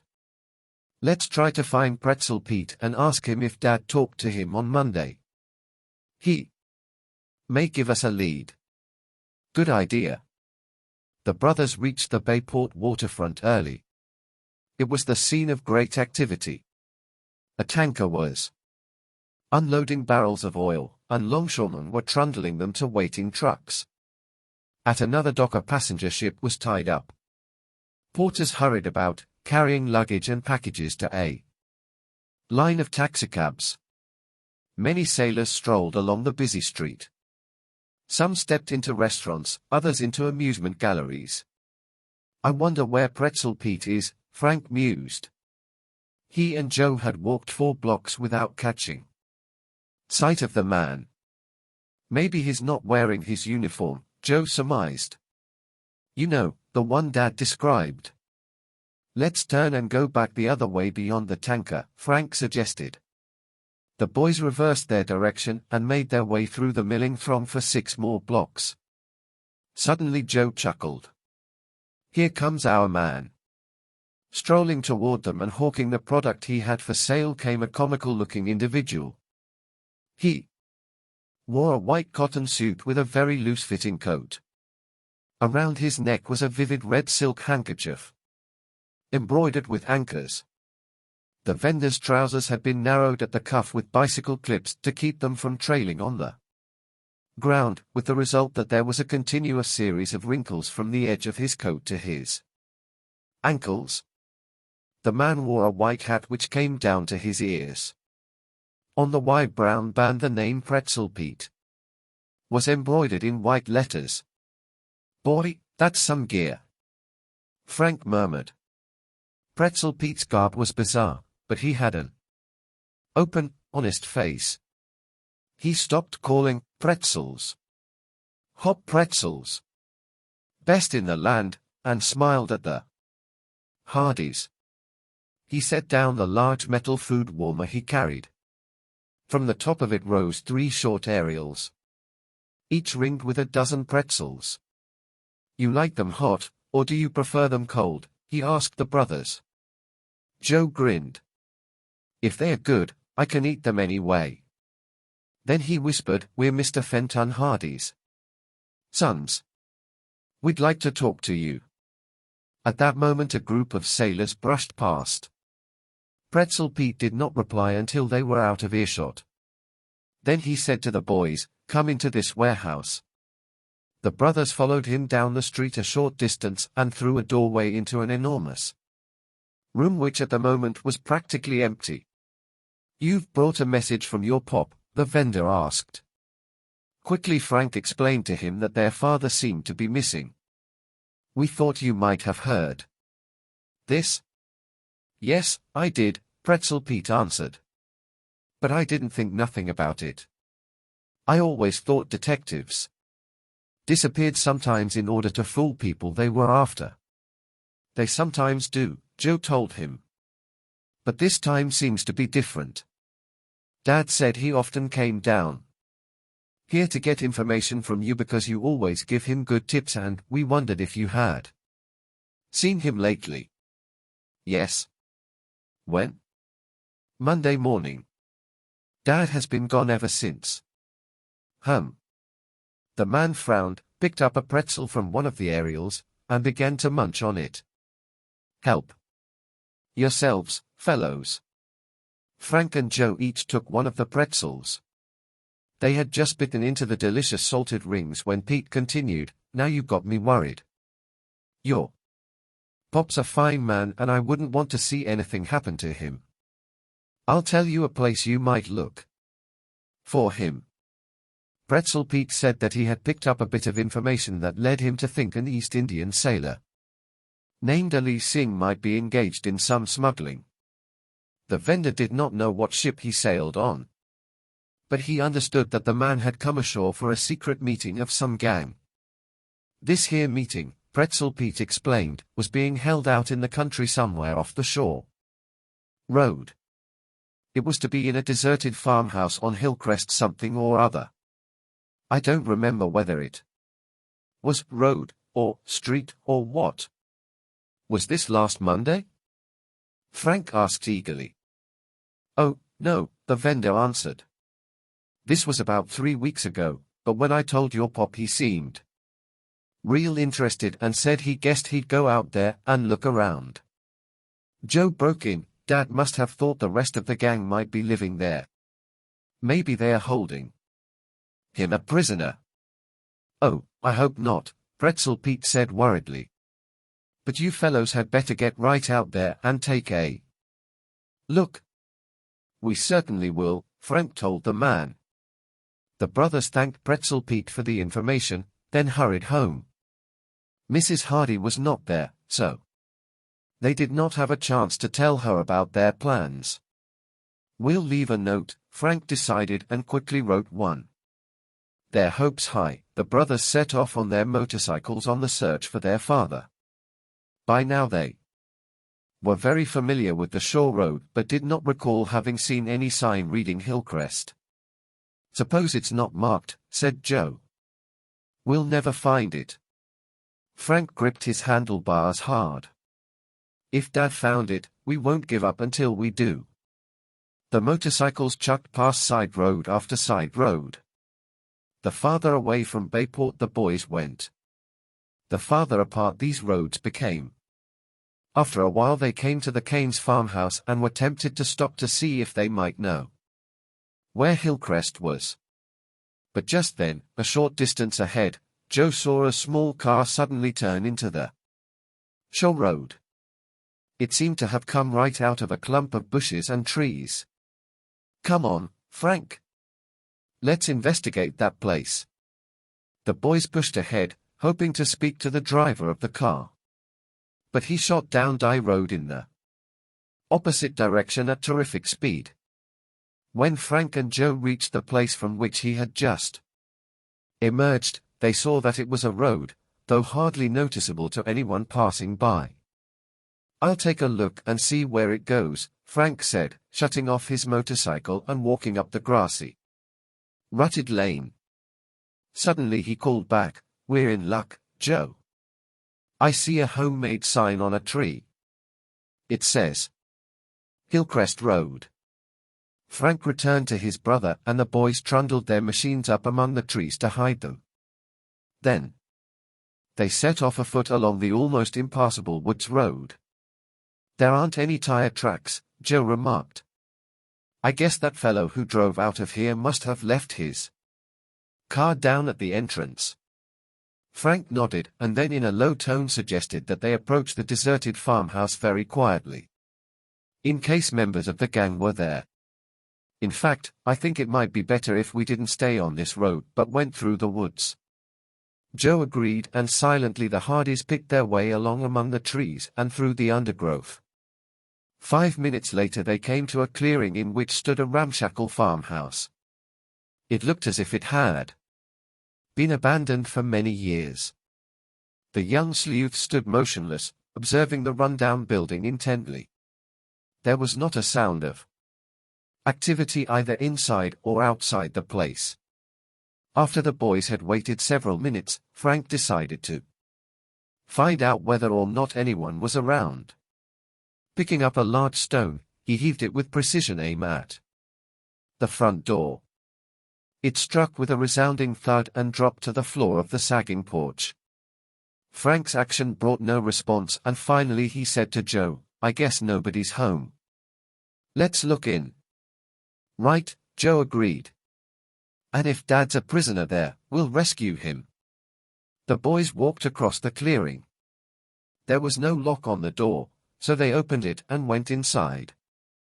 The place consisted of only 4 first-floor rooms. All were empty. A tiny cellar and a loft with a trap door reached by a ladder also proved to have no one in them. "I don't know whether to be glad or sorry Dad's not here," said Frank. "It could mean he escaped from the gang if he was caught by them and is safely in hiding, but can't send any word to us. Or it could mean he's still a captive somewhere else," Joe said. "Let's look around here for clues." The boys made a systematic search of the place. They found only one item which might prove to be helpful. It was a torn piece of a Turkish towel on which the word polo appeared. This could have come from some country club where they play polo, Frank figured. Or some stable where polo ponies are kept, Joe suggested. Puzzled, Frank put the scrap in his pocket and the brothers walked down Hillcrest Road. They brought their motorcycles from behind the trees and climbed aboard. "What do you think we should do next?" Joe asked. "See Police Chief Colleague in Bayport," Frank replied. "I think we should show him this towel, maybe he can identify it." Half an hour later they were seated in the chief's office. The tall, burly man took a great interest in the Hardy boys and often worked with Fenton Hardy on his cases. Now Chief Colleague gazed at the scrap of toweling for a full minute, then slapped his desk. "I have it," he exclaimed. "That's a piece of towel from the Marco Polo." "What's that?" "A passenger ship that ties up here once in a while." Frank and Joe actually jumped in their chairs. Their thoughts went racing to Ali Singh, smugglers, a gang at the deserted farmhouse. At that moment Chief Colleague's phone rang. The Hardys waited politely as he answered, hoping to discuss these new developments with him. But suddenly he put down the instrument, jumped up, and said, "Emergency, fellows. Have to leave right away."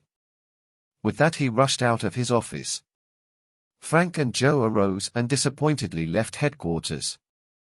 Returning home, they reported everything to their mother, but upon seeing how forlorn she looked, Frank said hopefully, "That note you received with Dad's name on it could have been on the level." Mrs. Hardy shook her head. "Fenton wouldn't forget the secret sign. I just know he wouldn't." Word quickly spread through Bayport that the famous Fenton Hardy had disappeared. Early the next morning a thick-set, broad-shouldered young man presented himself at the front door of the Hardy home and said he had something to tell them.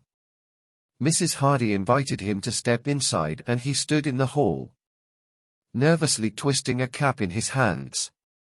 As Frank and Joe appeared, the man introduced himself as Sam Bates.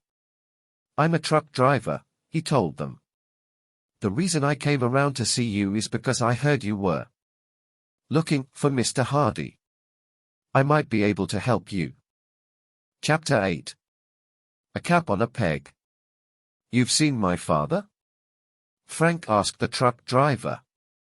"Well, I did see him on Monday," Sam said slowly, "but I don't know where he is now." "Come in and sit down," Frank urged. "Tell us everything you know." The four walked to the living room and Mr. Bates sat down uneasily in a large chair. "Where did you see Mr. Hardy?" Mrs. Hardy asked eagerly. But Sam Bates was not to be hurried. "I'm a truck driver, see," he said. "Mostly I drive in Bayport, but sometimes I have a run to another town. That's how I come to be out there that morning. Out where?" "Along the shore road. I'm sure it was Monday, because when I came home for supper my wife had been doing the washing, and she only does that on Monday." That was the day Dad left," Joe exclaimed. "Well, please go on with the story," Frank prodded Sam Bates. "Where did you see him?" The truck driver explained that his employer had sent him to a town down the coast to deliver some furniture. "I was about half a mile from the old Pollitt place when I saw a man walking along the road. I waved to him, like I always do to people in the country, and then I see it's Mr. Hardy." "You know my father?" Frank asked. "Only from his pictures. But I'm sure it was him." "Dad left here in a sedan," Joe spoke up. "Did you see one around?" "No, I didn't." "What was this man wearing?" Mrs. Hardy asked. "Well, let's see. Dark brown trousers and a brown and black plaid sport jacket. He wasn't wearing a hat, but I think he had a brown cap in one hand." Mrs. Hardy's face went white. "Yes, that was my husband." After a moment she added, "Can you tell us anything more?" "I'm afraid not," the trucker said. "You see, I was in kind of a hurry that morning, so I didn't notice. Nothing else." He arose to leave. "We certainly thank you for coming to tell us, Mr. Bates," Mrs. Hardy said. "Yes, you've given us a valuable lead," Frank added. "Now we'll know where to look for Dad." "I sure hope he shows up," the driver said, walking toward the door. "Let me know if I can help any." When the man had left, Joe turned to Frank, puzzled. "Do you suppose Dad hid his car and was walking to the Pollitt house? If so, why?" "Maybe he picked up a clue at that deserted farmhouse on Hillcrest Road," Frank suggested, "and it led to the old Pollitt place. If he left his car somewhere, he must have been planning to investigate the haunted house without being seen. Something must have happened to him." Joe cried out. "Frank, I'll bet he went to Pollitt's and that fake ghost got him. Let's go look for Dad right away." But Mrs. Hardy broke in. Her expression was firm. "I don't want you boys to go to that house alone. Maybe you'd just better notify the police and let them make a search." The brothers looked at each other. Finally Frank, realizing how alarmed she was, said, "Mother, it's possible Dad is there spying on some activities offshore and he's all right but can't leave to phone you. The Pollitt line must have been disconnected. If Joe and I go out there and find him we can bring back a report." Mrs. Hardy gave a wan smile. "You're very convincing, Frank, when you put it that way. All right. I'll give my permission, but you mustn't go alone." "Why not, Mother?" "We can look out for ourselves," Joe insisted. "Get some of the boys to go with you. There's safety in numbers," his mother said. The boys agreed to this plan and got busy on the telephone rounding up their pals. Chet Morton and Biff Hooper agreed to go, and they suggested asking Tony Prito and Phil Cohen, two more of the Hardys' friends at Bayport High. Phil owned a motorcycle. He and Tony said they could go along. Shortly after lunch the group set out. Chet rode with Frank, Biff with Joe, and Tony with Phil. The three motorcycles went out of Bayport, past the Tower Mansion, and along the Shore Road. They passed the Kane farmhouse, Hillcrest Road, and at last came in sight of the steep cliff rising from Barmet Bay and crowned by the rambling frame house where Felix Pollitt had lived. All this time they had watched carefully for a sign of Mr. Hardy's car, but found none. "Your dad hid it well," Chet remarked. "It's possible someone stole it," Frank told him. As the boys came closer to the Pollitt property, Phil said to Tony, "Lonely-looking place, isn't it?" "Sure is. Good haunt for a ghost." When they were still some distance from the lane, Frank, in the lead, brought his motorcycle to a stop and signaled the other two drivers to do likewise. "What's the matter?" Chet asked. We'd better sneak up on the place quietly. If we go any farther and the ghost is there, he'll hear the motorcycles. I vote we leave them here under the trees and go the rest of the way on foot. The boys hid their machines in a clump of bushes beside the road, and then the 6 searchers went on toward the lane. We'll separate here, Frank decided. 3 of us take one side of the lane and the rest the other side. Keep to the bushes as much as possible, and when we get near the house, lay low for a while and watch the place. When I whistle, you can come out of the bushes and go up to the house. That's a good idea, Joe agreed. Biff, Tony, and I will take the left side of the road. Okay. The boys entered the weeds and undergrowth on either side of the lane. In a few minutes, they were lost to view, and only an occasional snapping and crackling of branches indicated their presence. The 6 sleuths crept forward, keeping well in from the lane. After about 10 minutes, Frank raised his hand as a warning to Chet and Phil. He had caught a glimpse of the house through the dense thicket. They went on cautiously until they reached the edge of the bushes. From behind the screen of leaves they looked toward the old building. An expression of surprise crossed Frank's face. Someone's living here, he exclaimed in astonishment.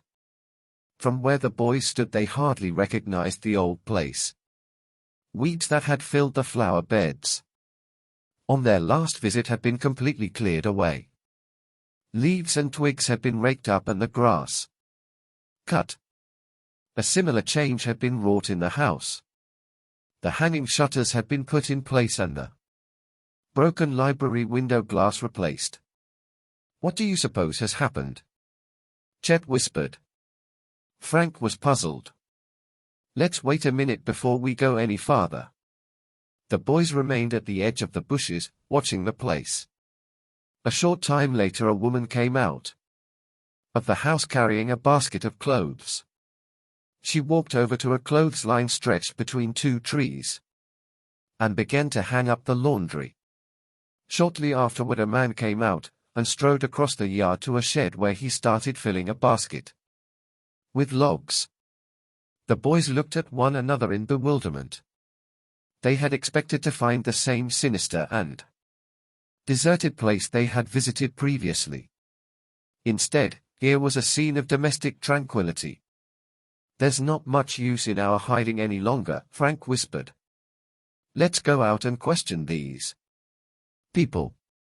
He gave the prearranged whistle. The other 3 boys appeared, and the entire group walked boldly up the lane and across the yard. The man in the woodshed saw them first and straightened up, staring at them with an expression of annoyance. The woman at the clothesline heard their footsteps and turned to face them, her hands on her hips. Her gaunt face wore an unpleasant scowl. What do you want? Demanded the man, emerging from the shed. He was short and thin with close-cropped hair, and he needed a shave. His complexion was swarthy, his eyes narrow under coarse, black brows. At the same time another man came out of the kitchen and stood on the steps. He was stout and red-haired with a scraggly mustache. Yeah, who are you? He asked. We didn't know anyone was living here, Frank explained, edging over to the kitchen door. He wanted to get a look inside the house if possible. Well, we're living here now, said the red-haired man, and we don't like snoopers. We're not snooping, Frank declared. We are looking for a man who has disappeared from Bayport. Humph, grunted the woman. Why do you think he's around here? The thin man put in. He was last seen in this neighborhood. What does he look like? Tall and dark. He was wearing a brown suit and sports jacket and cap. There hasn't been anybody around here since we rented this place and moved in, the red-haired man said gruffly. There seemed to be no prospect of gaining information from the unpleasant trio, so the boys started to leave. But Frank had reached the kitchen door.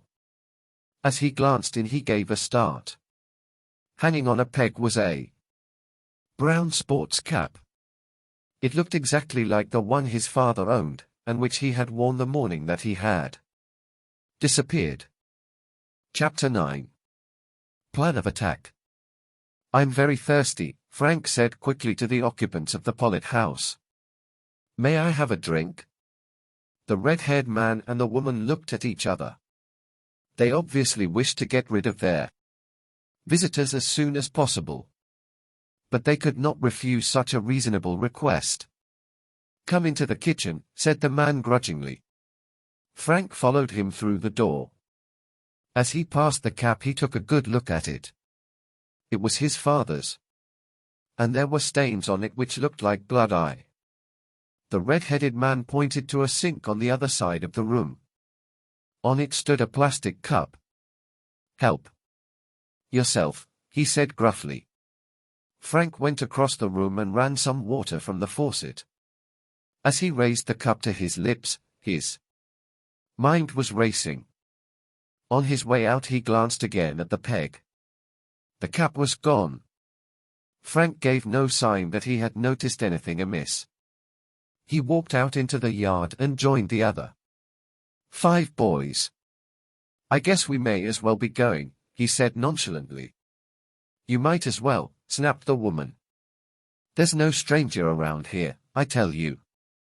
The boys started off down the lane. When they were out of sight of the house, Frank stopped and turned to his companions. "Do you know what I saw in that kitchen?" he asked tensely. "What?" "Dad's cap hanging on a peg." "Then he has been there," cried Joe. "They were lying." "Yes," Frank continued, "and then there were bloodstains on the cap." "Bloodstains!" Joe exclaimed. "That means he must be in trouble." "Frank, we've got to go back." "We sure do," his brother agreed. "But I wanted to tell you all about it first." "What do you think we should do?" Chet asked. "I'll ask those people in the house about the cap and force a showdown," Frank declared tersely. "We've got to find out where Dad is." Resolutely, the boys started back to the Pollitt house. When they reached the yard, they found the 2 men and the woman standing by the shed talking earnestly. The woman caught sight of them and spoke warningly to the red-haired man. "What do you want now?" he demanded, advancing toward the boys. "We want to know about that sports cap in the kitchen," said Frank firmly. "What cap?" "There's no cap in there." "There isn't now, but there was. It was hanging on a peg when I went in for a drink." "I don't know anything about no cap," persisted the man. "Perhaps we'd better ask the police to look around," Joe suggested. The redhead glanced meaningly at the woman. The other man stepped forward. "I know the cap this boy means," he said. "It's mine." "What about it?" "It isn't yours and you know it," Frank declared. "That cap belongs to the man we're looking for." "I tell you it is my cap," snapped the swarthy man, showing his yellow teeth in a snarl. "Don't tell me I'm lying, Dot." The red-haired man intervened. "You're mistaken, Klein," he said. "I know the cap they mean now. It's the one I found on the road a few days ago." "Guess you're right, Red," Klein conceded hastily. "You found it?" asked Frank incredulously. "Sure, I found it. A brown cap with bloodstains on it.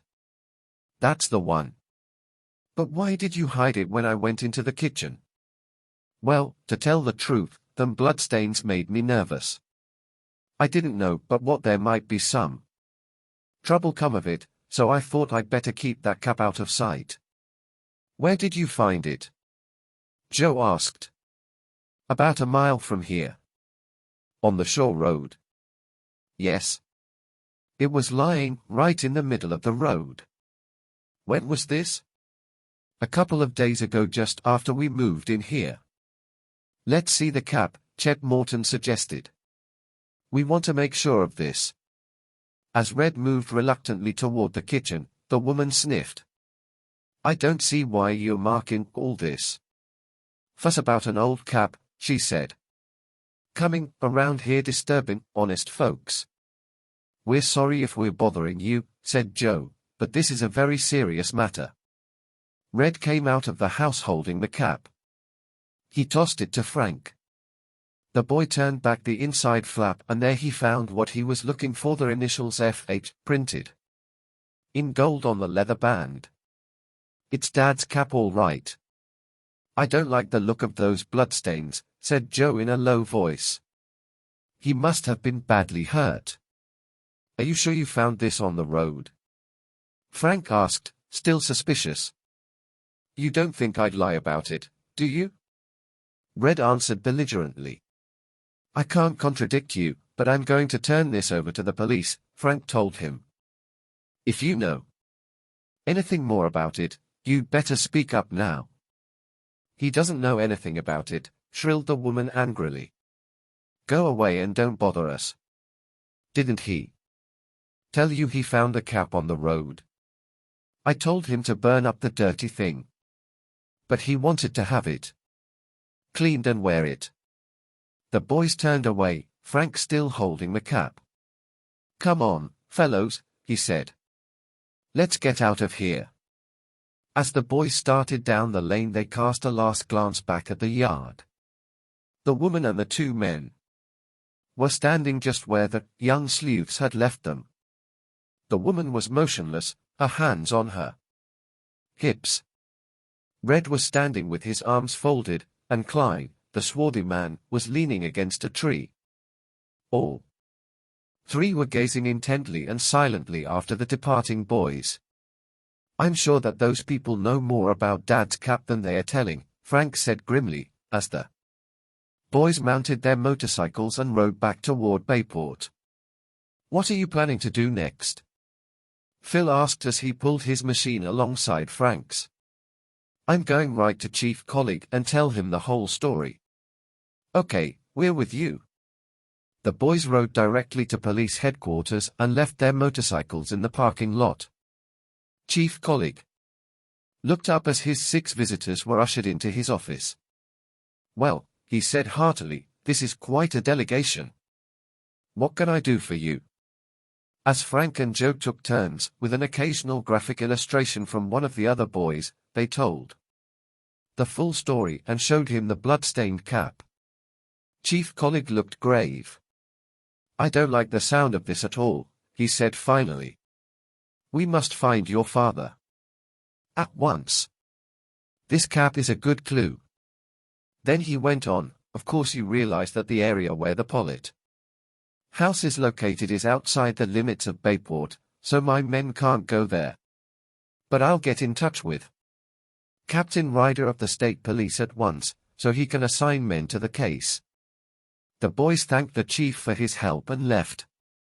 Chet, Tony, Biff, and Phil went their separate ways while Frank and Joe turned toward home.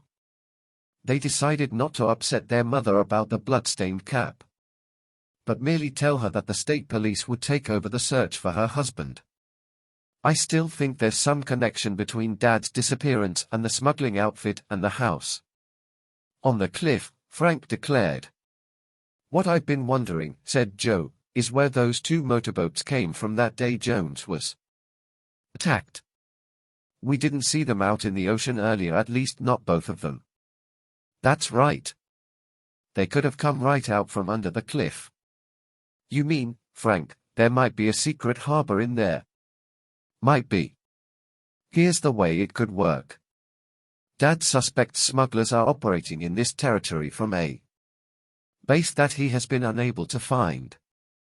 Frank spread his arms. The base is the old Pollitt place. What more do you want? But the house is on top of a cliff. There could be a secret passage from the house to a hidden harbor at the foot of the cliff. Good night, Frank, it sure sounds reasonable. And perhaps that explains why the kidnappers got away with Joan so quickly on Saturday. If they left the Kane farmhouse just a little while before we did, we should have been able to get within sight of their car. But we didn't. You mean they turned in at the Pollitt place? Why not? Probably Jones is hidden there right now. And maybe Dad too, Joe cried out excitedly. That's right. I'm against just sitting and waiting for the state troopers to find him. How about asking Tony if he will lend us his motorboat, so we can investigate the foot of that cliff? I get you. Joe agreed enthusiastically.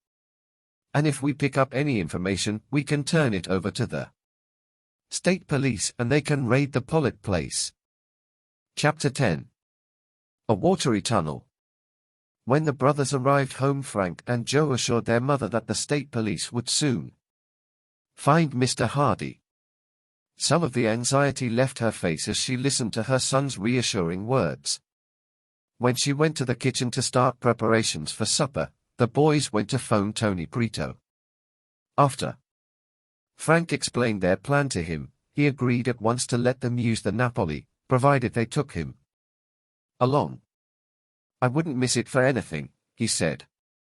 But I can't go until afternoon.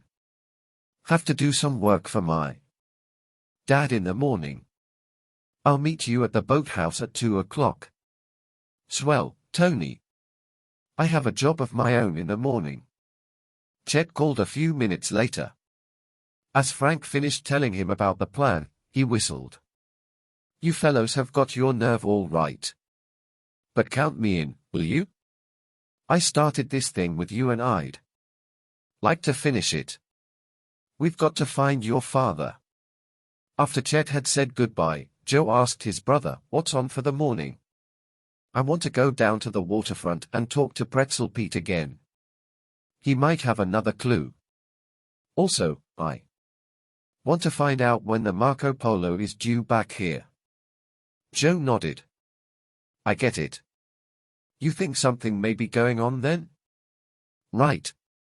And if we can find Dad and lead the Coast Guard to the smugglers before the boat docks dash. Brother, that's a big order. By 9 o'clock the following morning, Frank and Joe were down at the Bayport docks. Pretzel Pete was not in evidence.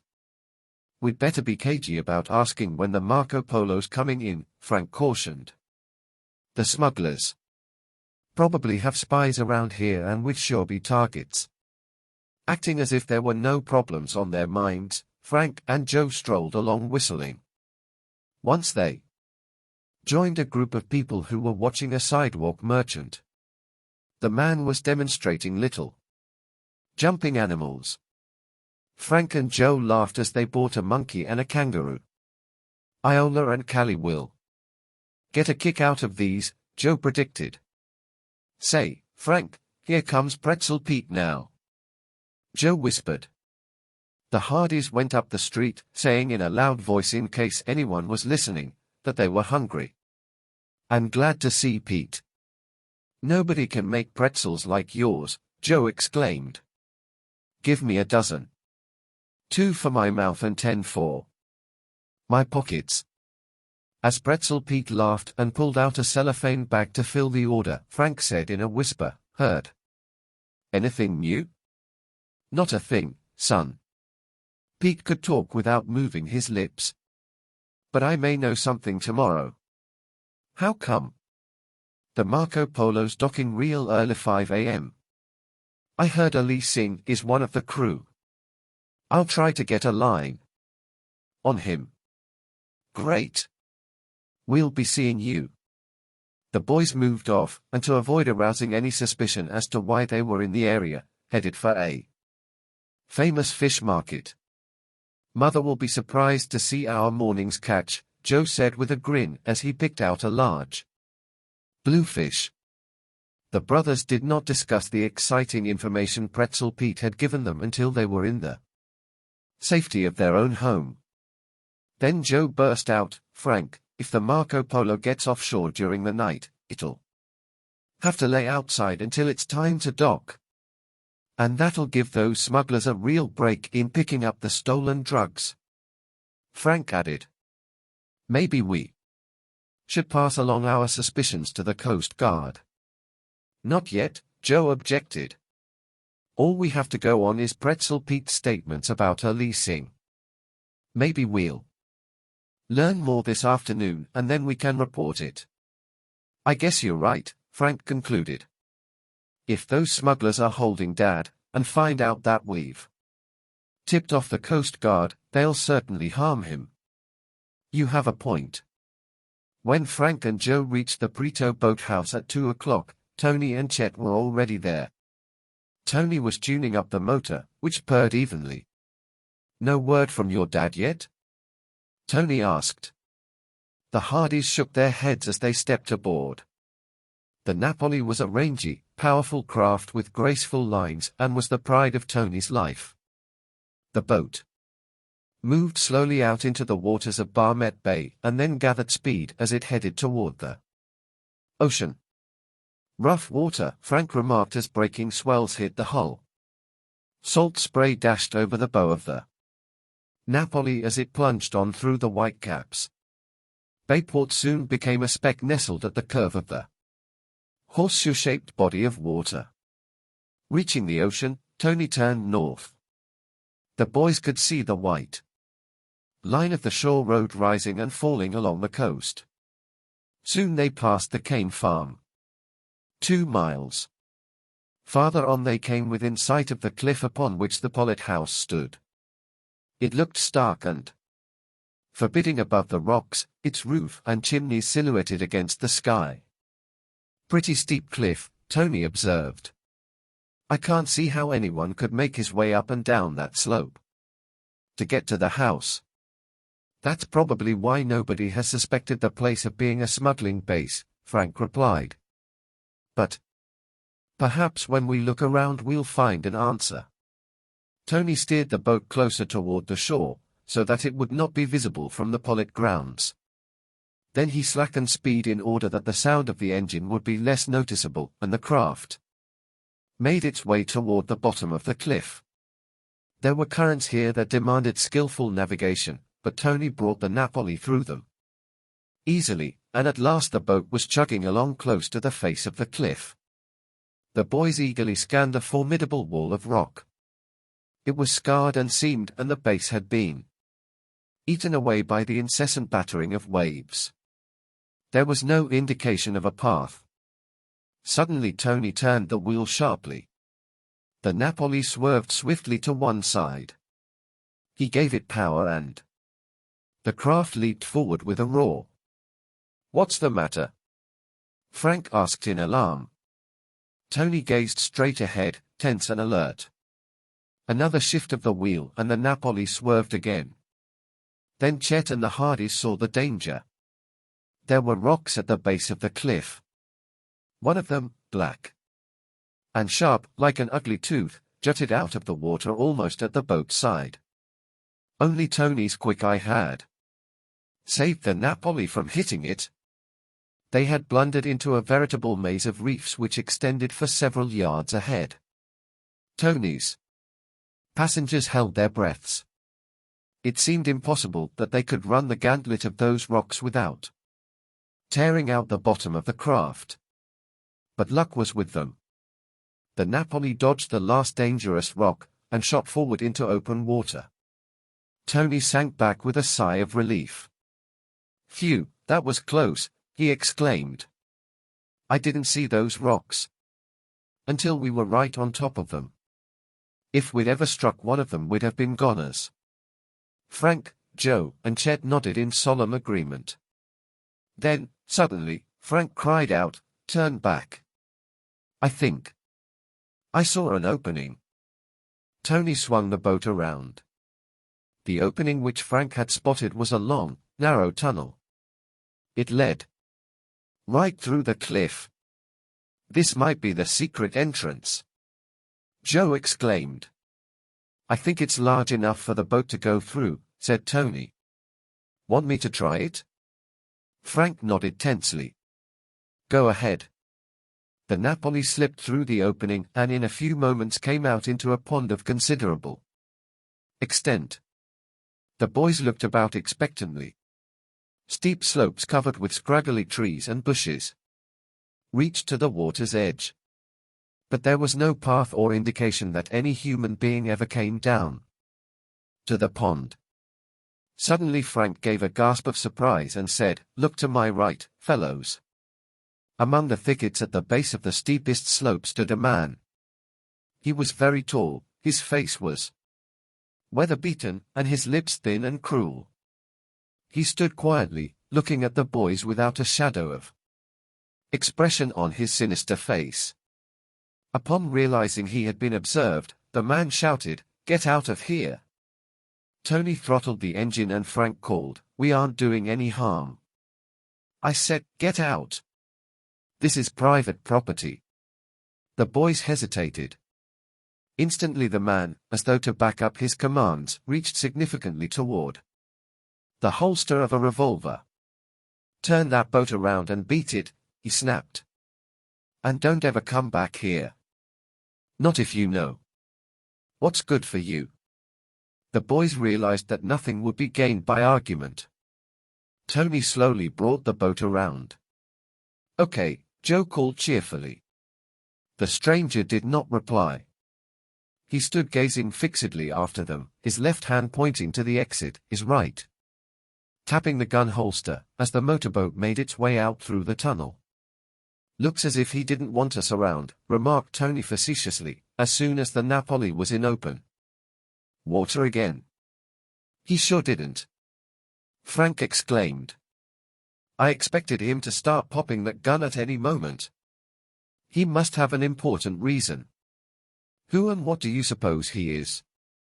Tony asked in bewilderment.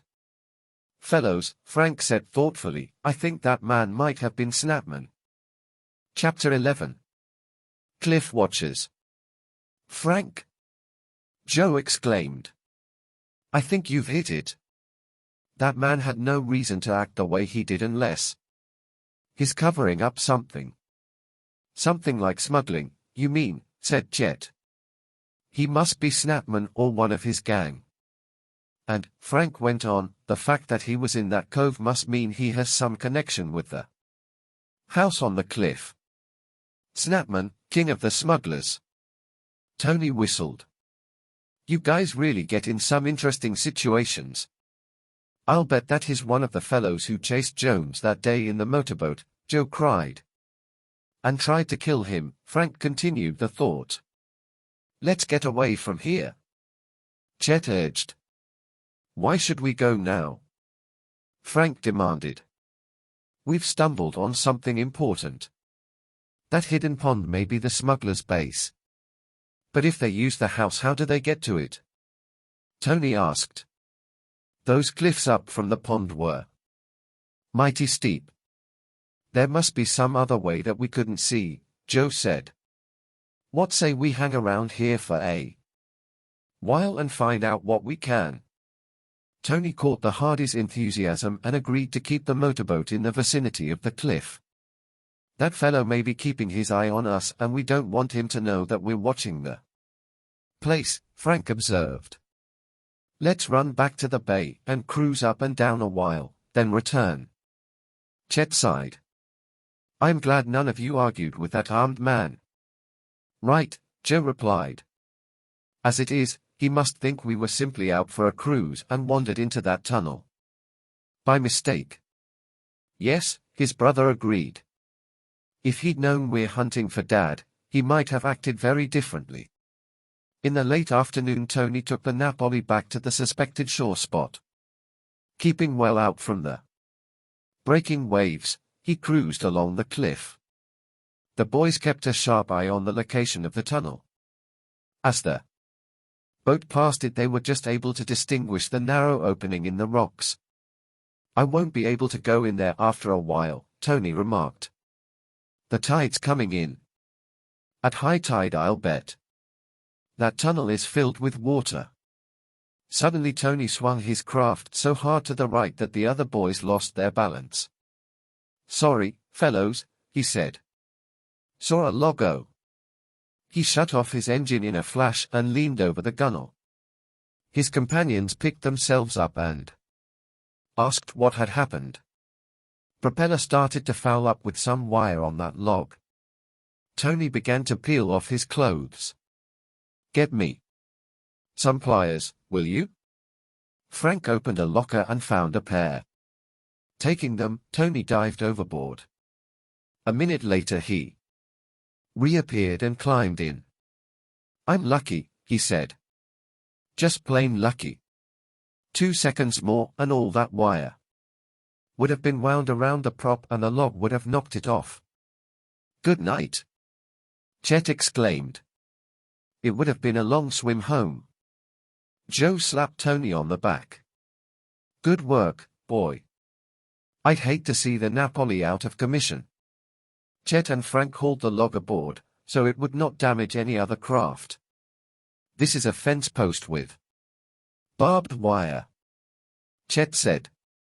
"Wowie. It's good you spotted that log, Tony." Tony dressed, then started the engine. He cruised around for more than an hour, but the boys saw no sign of life about the base of the cliff.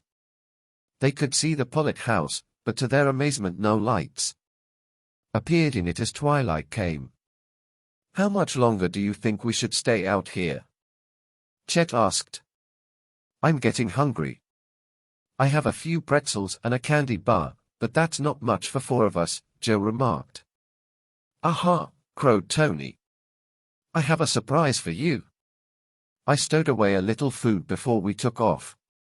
With that he pulled a paper bag from the locker and passed each boy a large sandwich, a piece of chocolate cake, and a bottle of lemon soda. "You deserve a medal," Chet remarked as he bit into a layer of ham and cheese. "You sure do," Frank agreed. "I think we should stay right here for a while and watch. It's my guess the smugglers will be on the job tonight. Don't forget that the Marco Polo is docking tomorrow morning." "I get it," said Chet. "If she lays offshore or steams in slowly, it'll give A.H. Singh a chance to drop the stolen drugs overboard to Snapman." "Correct," said Frank. Tony looked intently at the Hardys. "Is it your idea to keep Snapman from meeting Ali Singh?" "But what about your father? I thought we came out here to get a line on how to rescue him." The brothers exchanged glances, then Joe said, "Of course that's our main purpose, but we hope that we can do both." Twilight deepened into darkness and lights could be seen here and there through the haze. The cliff was only a black smudge and the house above was still unlighted. Suddenly the boys heard a muffled sound. Tony slowed the Napoli and they listened intently. "Another motorboat," Tony whispered. The sound seemed to come from near the cliff. Straining their eyes in that direction, the 4 were at last able to distinguish a faint moving light. "Can you head over that way, Tony?" Frank asked in a low voice. "And could you take a chance on turning off our lights?" "Sure. Here goes. The wind's blowing from the land, so our engine won't be heard from the shore."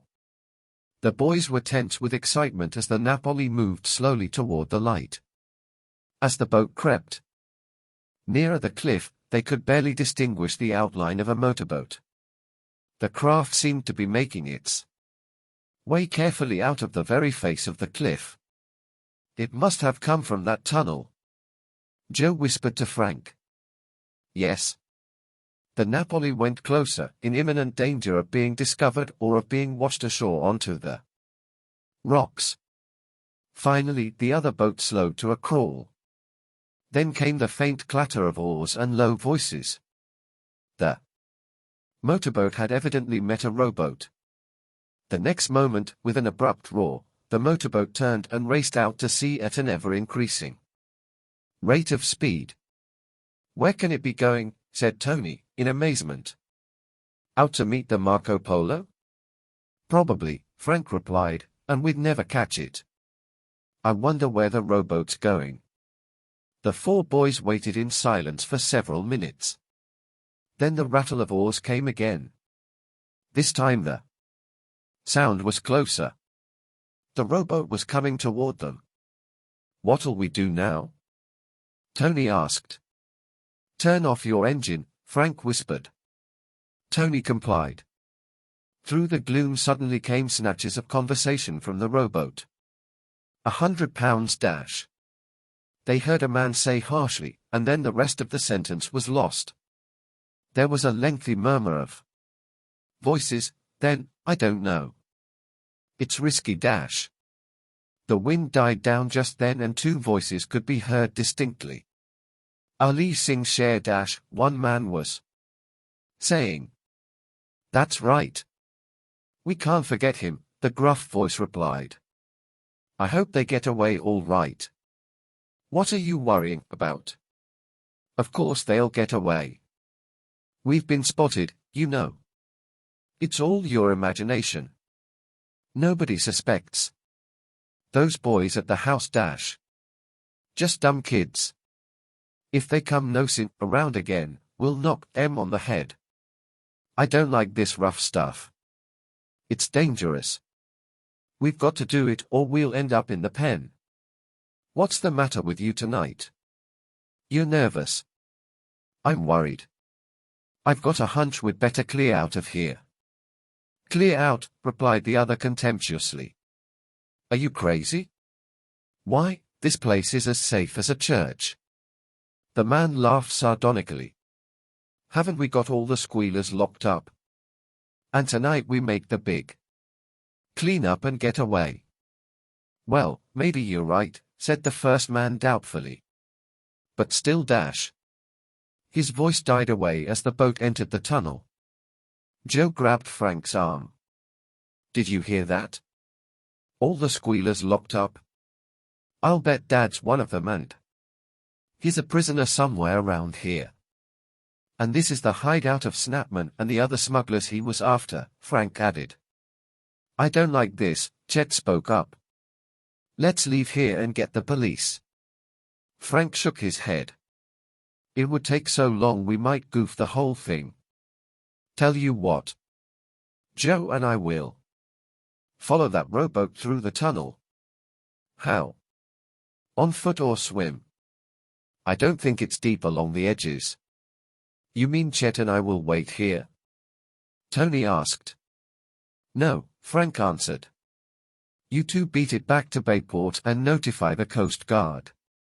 Tell them we're on the track of smugglers and ask them to send some men here. And tell them our suspicions about A.H. Singh and the Marco Polo," Joe added. "They can radio the captain to keep an eye on him." "Okay," said Tony. "I'll do that. First I'll put you ashore. Don't go too close or you'll hit those rocks and wreck the boat," Frank warned. "Joe and I can swim too." "Sure. Then we'll work around into the tunnel and see what we can find. If we do discover anything, we'll wait at the entrance and show the men from the Coast Guard where to go when they get here." Tony edged the boat in as close to the dark shore as he dared without lights. Quickly Frank and Joe took off their slacks, t-shirts, sweaters, and sneakers. They rolled them up, and with twine which Tony provided, tied the bundles on top of their heads. Then they slipped over the side into the water. The Napoli sped off. Frank and Joe were only a few yards from the rocks and after a short swim emerged on the mainland. "Well, here goes," Joe whispered, heading for the tunnel. Chapter 12. The Secret Passage. Cautiously Frank and Joe made their way across the slippery rocks. Suddenly there was a loud splash as Joe lost his footing. "Are you all right?" Frank whispered as he came up to where his brother was standing in the shallow water at the edge of the cliff. "Yes. For a moment I sure thought I'd sprained my ankle," Joe replied tensely, "but it seems to be okay now." "Give me your hand," Frank whispered and quickly pulled Joe back onto the rocks. The Hardys had landed at a point some 25 yards from the tunnel opening, but the climb over the treacherous rocks was so difficult that the distance seemed much longer. It was very dark in the shadow of the steep cliff. The waves breaking against the rocks had a lonely and foreboding sound. "Good night," Joe muttered. "Aren't we ever coming to that tunnel?" "Take it easy," Frank advised. "It can't be much farther." "I hope Tony and Chet will hurry back with help," Joe said. "This is a ticklish job. If anybody's on guard here, we'll certainly be at a disadvantage," Frank remarked in a barely audible tone. "Watch out!" By this time they had reached the entrance to the tunnel. After a few cautious steps they discovered that the narrow piece of land between the water and the base of the cliff was covered by a thick growth of bushes. Frank turned to Joe. "If we try to walk through all that stuff," he whispered, "we're sure to be heard. That is, if those men are in here someplace." Joe grunted in agreement. "What shall we do?" Tentatively, Frank put one foot into the water from the rock on which he was standing. "It isn't deep," he said. "I guess we can wade through." The boys hugged the wall and started off. Fortunately, the water came only to their knees because there was a shelf of rocks all the way along. The brothers' hearts beat wildly. What would they find ahead of them? The boys had not heard a sound since entering the tunnel. It appeared that the men in the rowboat had gone on to some secret hiding place. "I think I'll risk my flashlight," Frank said in a low voice as they reached the pond. "We can't find out anything without it." He pulled one he always carried from its waterproof case and snapped it on. The yellow beam shone over the pond. There was no sign of the rowboat. "How do you think those men got out of here?" Joe asked. "Do you suppose there's another opening?" Frank turned the flashlight onto the steep side surrounding the water. "I don't see any. My guess is that those men hid the boat someplace.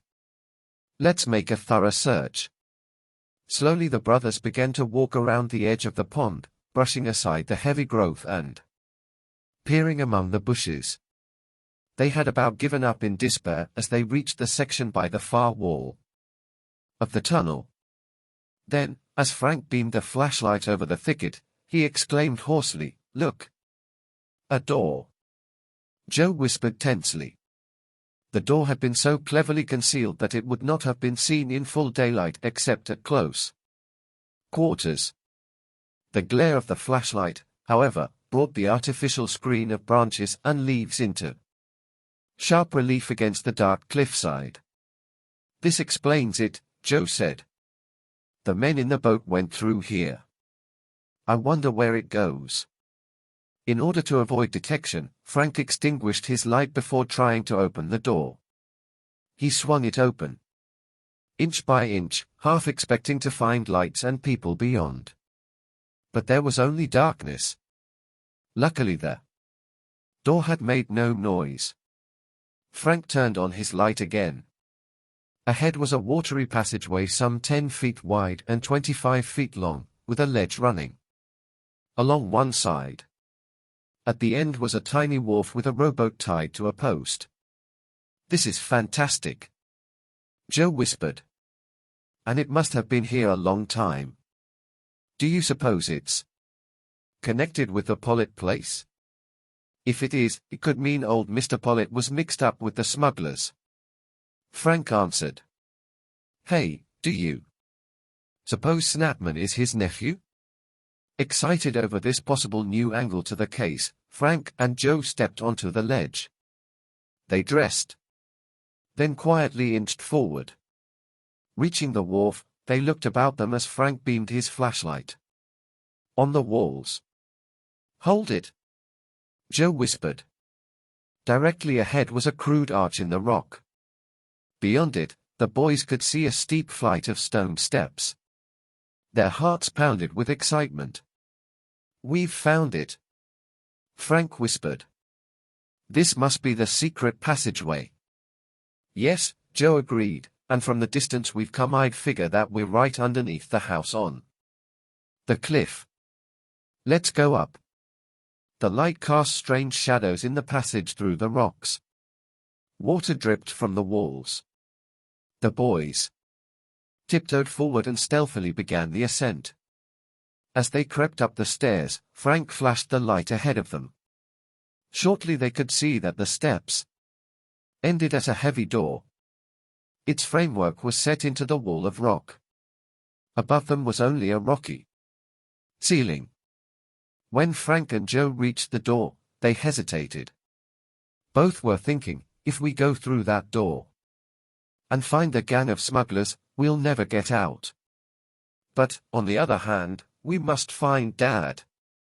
Frank stepped forward, pressed his ear against the door, and listened intently. There was not a sound beyond.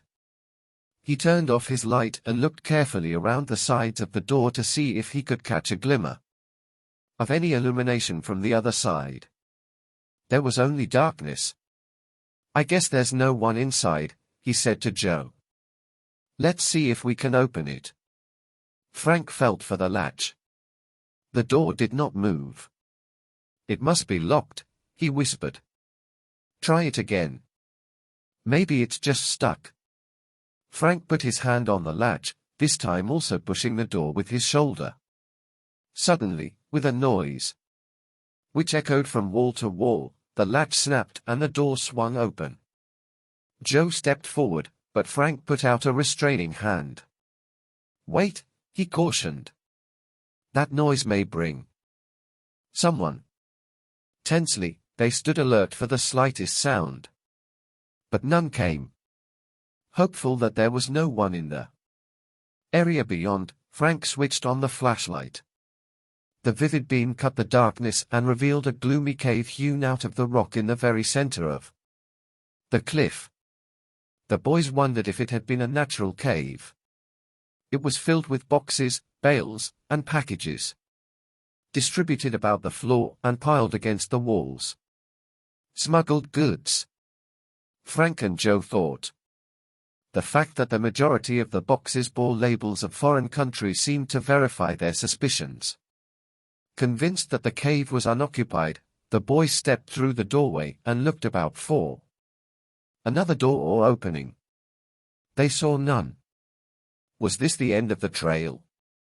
But it couldn't be, the young sleuths thought. Those men went someplace. Bolts of beautiful silk had been tossed on top of some of the bales. Valuable tapestries were also lying carelessly around. In one corner 4 boxes were piled on top of one another. Frank accidentally knocked the flashlight against one of these and it gave forth a hollow sound. "It's empty," he whispered.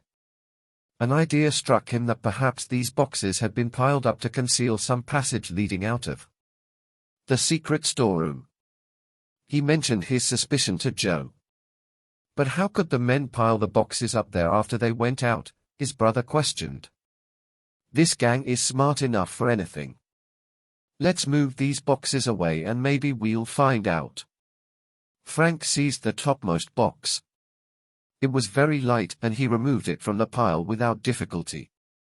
"I thought so," Frank said with satisfaction. The flashlight had revealed the top of a door which had been hidden from view. The boys lost no time in moving the other 3 boxes. Then Frank and Joe discovered how it was possible for the boxes to be piled up in such a position, in spite of the fact that the smugglers had left the cave and closed the door behind them. Attached to the bottom of the door was a thin wooden platform that projected out over the floor of the cave, and on this the boxes had been piled. "Very clever," Joe remarked. "Whenever anyone leaves the cave and closes the door, the boxes swing in with the platform and it looks as though they were piled up on the floor." "Right. Well, let's see where the door leads," Frank proposed. He snapped off his light and with utmost caution opened the door. It made no sound. Again there was darkness ahead. "What a maze!" Frank whispered as he turned on his flash and beamed the light ahead. Another stone-lined passage with a flight of steps at the end. Suddenly Frank stiffened and laid a warning hand on his brother's arm. "Voices," he said in a low tone, and snapped off his light. The boys listened intently. They could hear a man's voice in the distance. Neither could distinguish what he was saying, for he was still too far away, but gradually the tones grew louder. Then, to the brothers' alarm, they heard footsteps. Hastily they retreated into the secret cave. "Quick! The door!" Frank urged. They closed it quietly. "Now the boxes. If those men come in here they'll notice that the boxes have been moved." He turned on the light but shielded it with his hand. Swiftly Joe piled the empty boxes back onto the platform that projected from the bottom of the door. He worked as silently and quickly as possible, but could hear the footsteps drawing closer and closer. Finally the topmost box was in place. "Out the other door," Frank hissed into Joe's ear. They sped across the floor of the cave toward the door opening onto the stairs they had recently ascended. But hardly had they reached it before they heard a rattle at the latch of the door on the opposite side of the cave. "We haven't time," Frank whispered. "Hide." The beam of the flashlight revealed a number of boxes close to the door. On top of these someone had thrown a heavy bolt of silk, the folds of which hung down to the floor. The brothers scrambled swiftly behind the boxes, pressing themselves close against the wall. They had just enough time to hide and switch out Frank's light before they heard the other door open. "There's a bunch of drugs in that shipment that came in 3 weeks ago," they heard a husky voice say. "We'll take it upstairs. Burke says he can get rid of it for us right away. No use leaving it down here. Got to make room for the new shipment." "Right," the Hardys heard someone else reply. "Anything else to go up?" "No. I'll switch on the light." There was a click, and suddenly the cave was flooded with light. It had been wired for electricity. Frank and Joe crouched in their hiding place, holding their breaths in terror. Would they be discovered? Footsteps slowly approached the boxes behind which they were concealed. Chapter 13. A startling discovery. Frank and Joe tried to crowd themselves into the smallest space possible as the men came nearer to their hiding place. The electric light bulb hanging from the center of the ceiling cast such a strong illumination over the cave that the boys felt certain they would be discovered. The boxes were placed a small distance apart, and only the fact that folds of silk hung down over the open spaces between the boxes prevented the boys from being seen immediately. However, through a crack in one of the crates, the Hardys could just make out two husky-looking figures. "Here's some that Japanese silk," the boys heard one of the men say. "I'd better take a bolt of that up, too." Burke said he could place some more of it. Instantly the same thought ran through both the brothers' minds. If the man picked up the silk, they would surely be found. "Don't be crazy," the other man objected. "You know you won't get any credit for pushing a sale. Why break your arm lugging all that stuff upstairs?" "Well," the first man explained in a whining tone, "I thought maybe we could get rid of some more of this swag and make ourselves a little extra dough." "No," his companion snarled. "I can tell you ain't been with this gang long. You never get any thanks around here for thinking. If Burke don't take the extra stuff, the boss'll make you bring it all the way down again." "Maybe you're right." "Sure I'm right. My idea for the rest of us in this gang is to do just what Snapman tells us to and no more. You got something there, bud? Okay. We'll just take up the package of drugs and leave the rest." To the boys' relief the men turned away and went over to the other side of the room. Frank and Joe did not dare peer out, but they could hear the sound of boxes being shifted. Then came the words, "All set. I've got the packages. Let's go." The switch was snapped and the cave was plunged into darkness. The Hardys began to breathe normally again. The door to the corridor closed and faintly the boys could detect the men's footsteps as they ascended the stairs at the end of it. When they had died away completely, Frank switched on the flashlight. "Well," he said, giving a tremendous sigh of relief. "That was a close call. I sure thought they had us." "Me too," Joe agreed. "We wouldn't have had a chance with that pair. Looked like a couple of wrestlers. Do we dare follow them?" "You bet.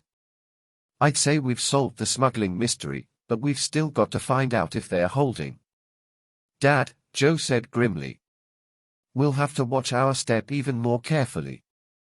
We don't want to walk right into the whole ring of smugglers," Frank reminded him. "Right. I don't crave anything worse than what we've just gone through," said Joe. "I thought I'd die of suspense while that pair was in here." They crossed the room, opened the door, and started up the dark passageway. Presently they were confronted by the flight of steps. Part way up there was a landing, then more steps with a door at the top. "I'll go first," Frank offered. "Stick close behind me. I think I'll keep the flash off." "That's right," Joe agreed. "Snapman might have a guard at the top and there's no use advertising our presence." Step by step, the boys crept upward in the inky blackness. Then they found themselves on a crude landing of planks. Carefully they felt their way along the side of the rock wall until they reached the next flight of steps. Here the brothers stopped again to listen. Silence. "So far, so good," Frank whispered. "But somehow I don't like this whole thing. I have a feeling we're walking into a trap." "We can't quit now," Joe answered. "But I admit I'm scared." Still groping in the dark, the boys climbed up and up until they were nearly winded. "Where are we?" Joe panted. "I feel as if I've been climbing stairs for an hour." "Me too," Frank agreed. "The cliff doesn't look this high from the outside." They rested a minute, then continued their journey. Groping around, they finally reached another door. Frank hunted for the door handle. Finding it, he turned the knob ever so slightly to find out if the door was locked. "I can open it," Frank said in Joe's ear, "but we'd better wait a few minutes." "Every second is vital if Dad's a prisoner," Joe objected.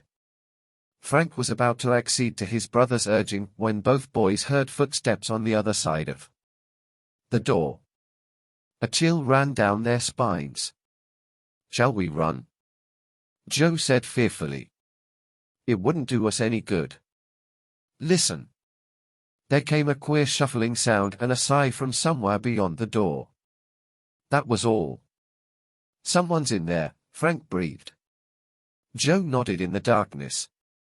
The boys did not know what to do. The gang might have posted a sentry. If there was only one, the Hardys might be able to jump the man and disarm him. However, they probably could not do it without making some noise and attracting the attention of the rest of the smugglers. Frank and Joe gritted their teeth. They couldn't give up now. As they were trying to decide how to proceed, the situation took an unexpected turn. A door slammed in the distance. Then came the murmur of voices and the sound of advancing footsteps. "This nonsense has gone far enough," a man said angrily. "He'll write that note at once, or I'll know the reason why." The boys started. The voice was that of the man who had ordered them to leave the pond during the afternoon. "That's right, Chief," another voice spoke up. "Make him do as you say and get the heat off us until we've got all the loot moved. If he doesn't write it, he'll never get out of here alive," the first man promised coldly. Instantly Frank and Joe thought of the note their mother had received. Was the man these smugglers were talking about their father? Or was he someone else, maybe Jones, who was to be forced to obey them or perhaps lose his life? The speakers went a short distance beyond the door behind which Frank and Joe were standing. Then they heard the click of a switch. A faint beam of yellow light shone beneath the door. The brothers figured there was a corridor beyond and 3 or 4 men had entered a room opening from it. "Well, I see you're still here," said the man who had been addressed as chief. "You'll find this an easier place to get into than out of." A weary voice answered him. The tones were low, so the boys pressed closer to the door. But try as they might, they could not distinguish the words. "You're a prisoner here, and you'll stay here until you die unless you write that note." Again the weary voice spoke, but the tones were still so indistinct that the boys could not hear the answer. "You won't write it, eh?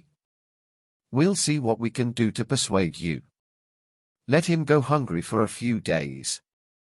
"That'll persuade him," put in one of the other men. This brought a hoarse laugh from his companions. "You'll be hungry enough if you don't write that letter," the chief agreed. "Are you going to write it?" "No," the boys barely heard the prisoner answer. The chief said sourly, "You've got too much on us. We can't afford to let you go now. But if you write that letter, we'll leave you some food, so that you won't starve. You'll break out eventually, but not in time to do us any harm. Well, what do you say? Want some food?" There was no reply from the prisoner. "Give his arm a little twist," suggested one of the smugglers. At this the Hardys' blood boiled with rage. Their first impulse was to fling open the door and rush to the aid of the person who was being tormented. But they realized they were helpless against so many men. Their only hope lay in the arrival of the Coast Guard men, but they might come too late. "Chief, shall I give this guy the works?" one of the smugglers asked. "No," the leader answered quickly.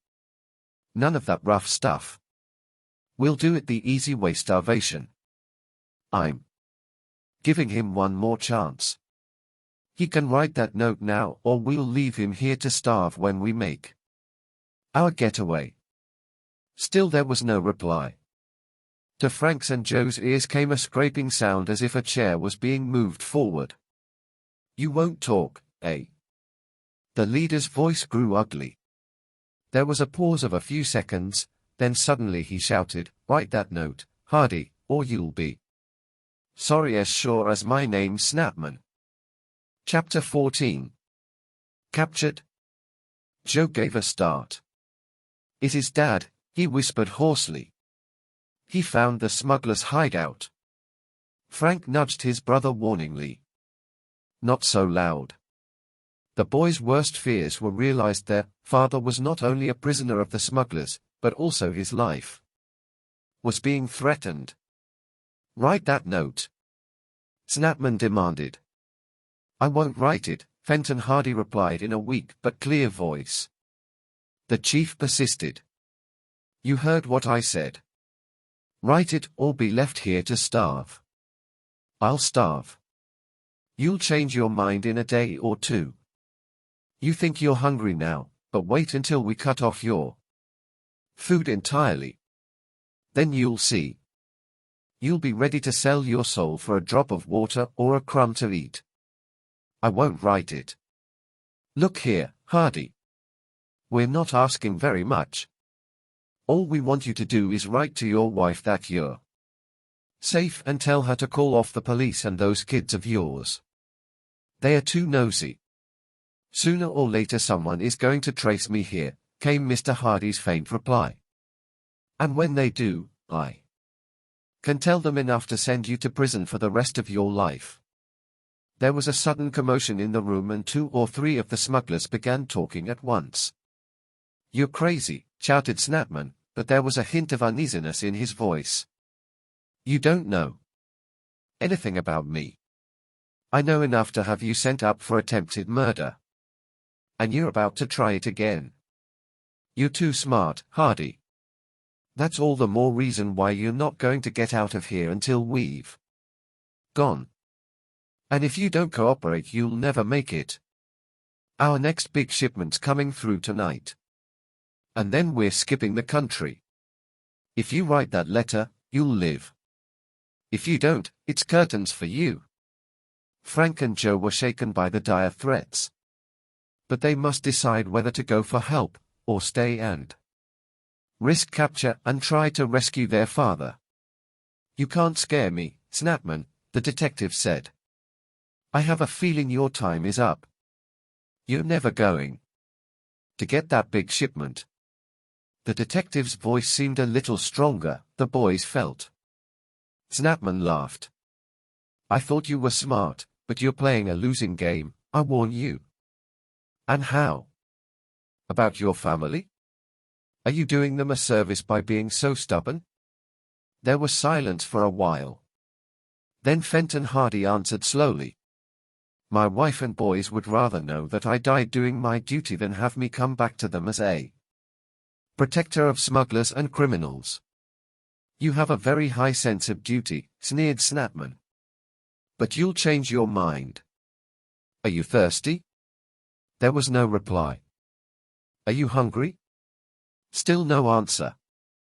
You know you are. And it'll be worse.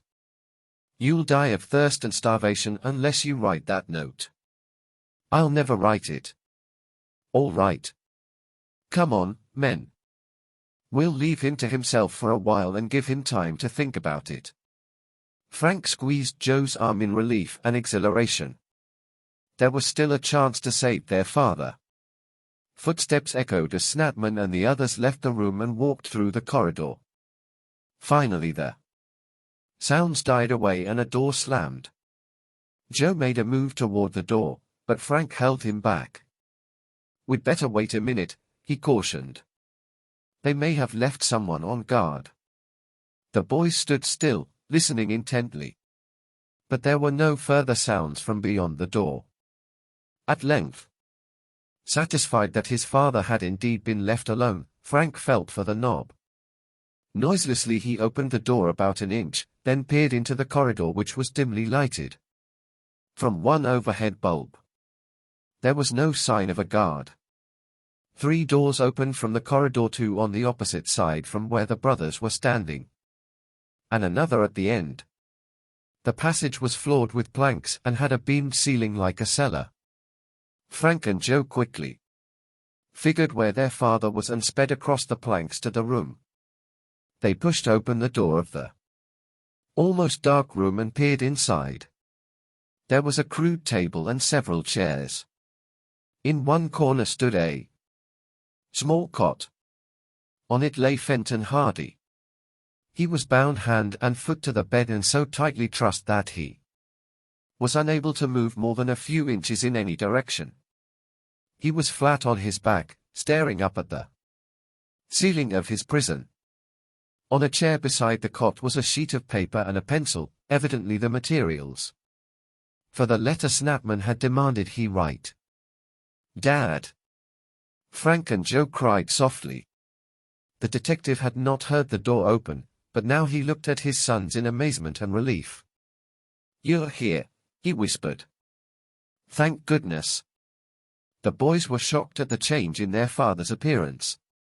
Normally a rugged-looking man, Fenton Hardy now was thin and pale. His cheeks were sunken and his eyes listless. We'll have you out of here in a minute, Frank whispered. Hurry, the detective begged. Those demons may be back any minute. Frank pulled out his pocket knife and began to work at the ropes that bound his father. But the knife was not very sharp and the bonds were thick. Joe discovered that he did not have his knife with him. It probably slipped out of my pocket when we undressed on the Napoli, he said. Mine's gone too, Mr. Hardy told them. Snapman took everything I had in my pockets, including concentrated emergency rations. Have you anything sweet with you? Joe pulled out the candy bar from his pocket and held it, so Mr. Hardy could take a large bite of the quick energy food. Meanwhile, his eyes roamed over the room in search of something sharp which he might use to help Frank with the ropes. He saw nothing. Mr. Hardy finished the candy bar, bite by bite. Now Joe started to help Frank by trying to untie the knots. But they were tight and he found it almost impossible to loosen them. Minutes passed. Frank hacked at the ropes, but the dull blade made little progress. Joe worked at the obstinate knots. Fenton Hardy could give no assistance. All were silent. The only sound was the heavy breathing of the boys and the scraping of the knife against the ropes. At last Frank was able to saw through one of the bonds and the detective's feet were free. His son pulled the ropes away and began to work on the ones that bound his father's arms. As he reached over with the knife, there came a sound that sent a feeling of terror through the Hardys. It was a heavy footstep beyond the corridor door. Someone was coming back. Frank worked desperately with the knife, but the rope still held stubbornly. The dull blade seemed to make almost no impression. But at last a few strands parted. Finally, with Fenton Hardy making a mighty effort and Joe clawing at the rope with his fingers, it snapped. The detective was free. But the footfalls of the approaching smuggler came closer. "Quick!" Frank whispered, as he flung the ropes aside. I can't hurry." Mr. Hardy gasped. "I've been tied up so long my feet and legs are numb." "But we've got to hurry, Dad," Frank said excitedly. "See if you can stand up." I'll do my best," his father replied, as the boys rubbed his legs vigorously to restore full circulation. "We must run before those crooks come," Joe said tensely. Fenton Hardy got to his feet as hastily as he could. But when he stood up, the detective staggered and would have fallen if Frank had not taken his arm. He was so weak from hunger that a wave of dizziness had come over him. He gave his head a quick shake and the feeling passed. "All right. Let's go," he said, clinging to both boys for support. The three hastened out the door of the room and across the corridor to the cave. As they entered it, Mr. Hardy's knees buckled. In desperation his sons picked him up. "You go on," he whispered. "Leave me here." "I'm sure all of us can make it," Joe said bravely. They reached the far door, but the delay had been costly. Just as Frank opened it, clicking off his flashlight, the corridor door was flung open and the ceiling light snapped on. Frank and Joe had a confused glimpse of the dark man whom they had seen at the pond that afternoon. Snapman. Two rough-looking companions crowded in behind him. "What's going on here?" Snapman exclaimed, apparently not recognizing the group for a moment. "It's the Hardys, one of the other men cried out. The fleeing trio started down the steps but got no farther than the landing when the smugglers appeared at the stairway and rushed down after them.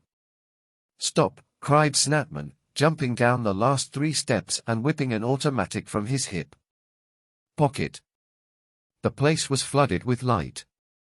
As Snapman drew closer, Frank crouched for a spring, then leaped directly at the smuggler. He struck at the man's wrist and the revolver flew out of his grasp.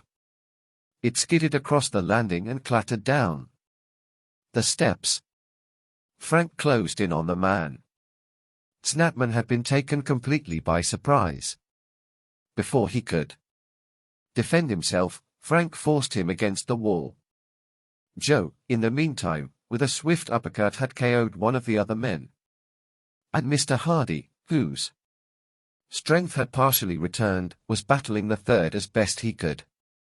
But at this moment the boys saw their father's adversary dodge to the wall and press a button. In an instant an alarm bell sounded in the corridor. Within seconds a new group of Snapman's gang appeared. As some held drawn revolvers, others overpowered the three Hardys. In the face of the guns, father and sons were forced to surrender and return to the room where Mr. Hardy had been held captive before. Within 5 minutes Fenton Hardy was bound again to the cot, while Frank and Joe, trussed up and unable to move, were tied to 2 chairs. Chapter 15. Dire Threats.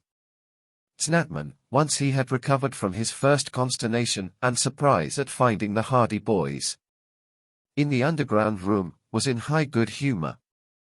He turned to his men. Just in time, he gloated, rubbing his hands together in satisfaction. If we hadn't come here when we did, they'd have all escaped. The Hardy boys were silent, sick with despair. They had been sure they were going to succeed in rescuing their father, and now the 3 of them were prisoners of the smuggling gang. "What are we going to do with these guys?" asked one of the men. The voice sounded familiar to the boys and they looked up. They were not surprised to see that the man was the red-haired one they had met at the Pollitt place when Frank had discovered his father's cap. "Do with them?" Snatman mused. "That's a problem. We've got 3 on our hands now instead of 1. Best thing is to leave them all here and lock the door. And put gags in their traps," suggested a burly companion. Red objected. "As long as the Hardys are around here, they are dangerous. They almost got away this time." "Well, what do you suggest?" "We ought to do what I wanted to do with the old man in the first place," Red declared doggedly. "You mean get rid of them?" Snatman asked thoughtfully. "Sure. All of them." "Well, Snatman gazed at Mr. Hardy with a sinister look. "I should think you have enough on your conscience already, Snatman," the detective exclaimed. "I don't expect you to let me go," he added bitterly. "But release my boys. They haven't done anything but try to rescue their father. You'd do the same thing yourself." "Oh yeah?" Snatman sneered. "Don't bother yourself about my conscience. Nobody ever stands in my way. As to letting these boys go, what kind of a fool do you take me for?" Snatman shouted. "If you 3 are such buddies, you ought to enjoy starving together." The smuggler laughed uproariously at what he considered a very funny remark. Frank's and Joe's minds were racing with ideas. One thing stood out clearly. Snatman had said the Hardys almost escaped. This meant that no one was guarding the secret entrance. "If we can only hold out a while," they thought, "the Coast Guard will arrive. There'll be nobody to stop them from coming up here." Then, suddenly, a shocking possibility occurred to the boys. Suppose the Coast Guard could not find the camouflaged door opening from the pond. During the conversation 4 of the smugglers had been whispering among themselves in the corridor. One of them now stepped into the room and faced Snatman. "I'd like a word with you, Chief," he began. "What is it now?" The smuggler's voice was surly. "It's about what's to be done with the Hardys, now that we've got them," the man said hesitantly. "It's your business what you do to people who make it tough for you when you're on your own. But not in our gang. We're in this for our take out of the smuggling, and we won't stand for too much rough stuff." "That's right," one of the other men spoke up. "Is that so?" Snatman's upper lip curled. "You guys are getting awful righteous all of a sudden, aren't you? Look out or I'll dump the lot of you." "Oh, no, you won't," replied the first man who had addressed him. "We're partners in this deal and we're going to have our full share of what comes in.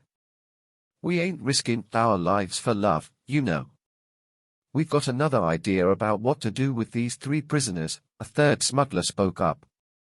"I think it's a good one." "What is it?" Snatman asked impatiently. "We've been talking about Ali Singh Frank and Joe started and listened intently. What about him? Snapman prodded his assistant. Turn the prisoners over to him. He's got a friend named Foster who's captain of a boat sailing to the far east tonight. Put the Hardys on board that ship, the first smuggler urged. Snapman looked thoughtful. The idea seemed to catch his fancy. Not bad, he muttered. I hadn't thought of Ali Singh. Yes, he'd take care of them. They'd never get back here. He smiled grimly. From what he told me about that friend of his, the captain probably dumped the Hardys overboard. Before they got very far out, the man went on smuggling. Seems like he don't feed passengers if he can get rid of them. All the better. We wouldn't be responsible. Leave them to A.H. Singh. Red chuckled evilly. He'll attend to them. Snapman walked over to the cot and looked down at Mr. Hardy. It's too bad your boys had to come barging in here, he said. Now the three of you will have to take a little ocean voyage. He laughed. You'll never get to the Coast Guard to tell your story. The detective was silent. He knew further attempts at persuasion would be useless. Well, said Snapman, haven't you anything to say? Nothing. Do as you wish with me. But let the boys go. We'll stick with you, Dad, said Frank quickly. Of course. Joe added. You sure will, Snapman declared. I'm not going to let one of you have the chance of getting back to Bayport with your story. The ringleader of the smugglers stood in the center of the room for a while, contemplating his captives with a bitter smile. Then he turned suddenly on his heel. Well, they're safe enough, he told Red. We have that business with Burke to take care of. Come on. Men, load Burke's truck. If any policemen come along and find it in the lane, we'll be done for. How about them? Asked Red, motioning to the Hardys. Shouldn't they be guarded? They are tied up tight. Snapman gave a short laugh. But I guess we'd better leave one guard, anyway. Malloy, you stay here and keep watch. Malloy, a surly, truculent fellow in overalls and a ragged sweater, nodded and sat down on a box near the door. This arrangement seemed to satisfy Snapman. After warning Malloy not to fall asleep on the job and to see to it that the prisoners did not escape, he left the room. He was followed by Red and the other smugglers. A heavy silence fell over the room after the departure of the men. Malloy crouched gloomily on the box, gazing blankly at the floor. The butt of a revolver projected from his hip pocket. Frank strained against the ropes that bound him to the chair. But the smugglers had done their task well. He could scarcely budge. We'll never get out of this, he told himself ruefully. Joe was usually optimistic, but this time his spirits failed him. We're in a tough spot, he thought. It looks as if we'll all be on that ship by morning.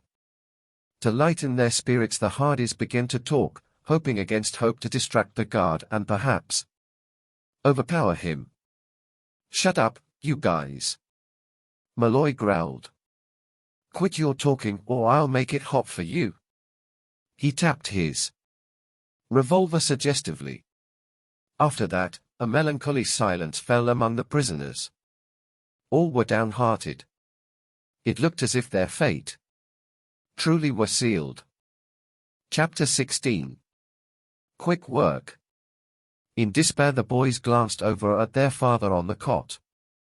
To their surprise, they saw that he was smiling. Frank was about to ask him what he had found amusing about their predicament when his father shook his head in warning. He looked over at the guard. Malloy was not watching the prisoners. He sat staring at the floor. Occasionally his head would fall forward, then he would jerk it back as he struggled to keep awake. Snapman sure made a poor selection when he chose Malloy as guard, the boys thought. Several times the burly man straightened up, stretched his arms, and rubbed his eyes. But when he settled down again, his head began to nod. In the meantime, the boys noticed their father struggling with his bonds. To their amazement, he did not seem to be so tightly bound as they had thought. Both of them tried moving but could not budge an inch. The boys exchanged glances, both realizing what had happened. Dad resorted to an old trick, Frank told himself, and Joe was silently fuming. Why didn't we think of it? Mr. Hardy had profited by his previous experience. When the smugglers had seized the detective and tied him to the cot for the second time, he had used a device frequently employed by magicians and professional escape artists who boast that they can release themselves from tightly tied ropes and straight jackets. The detective had expanded his chest and flexed his muscles.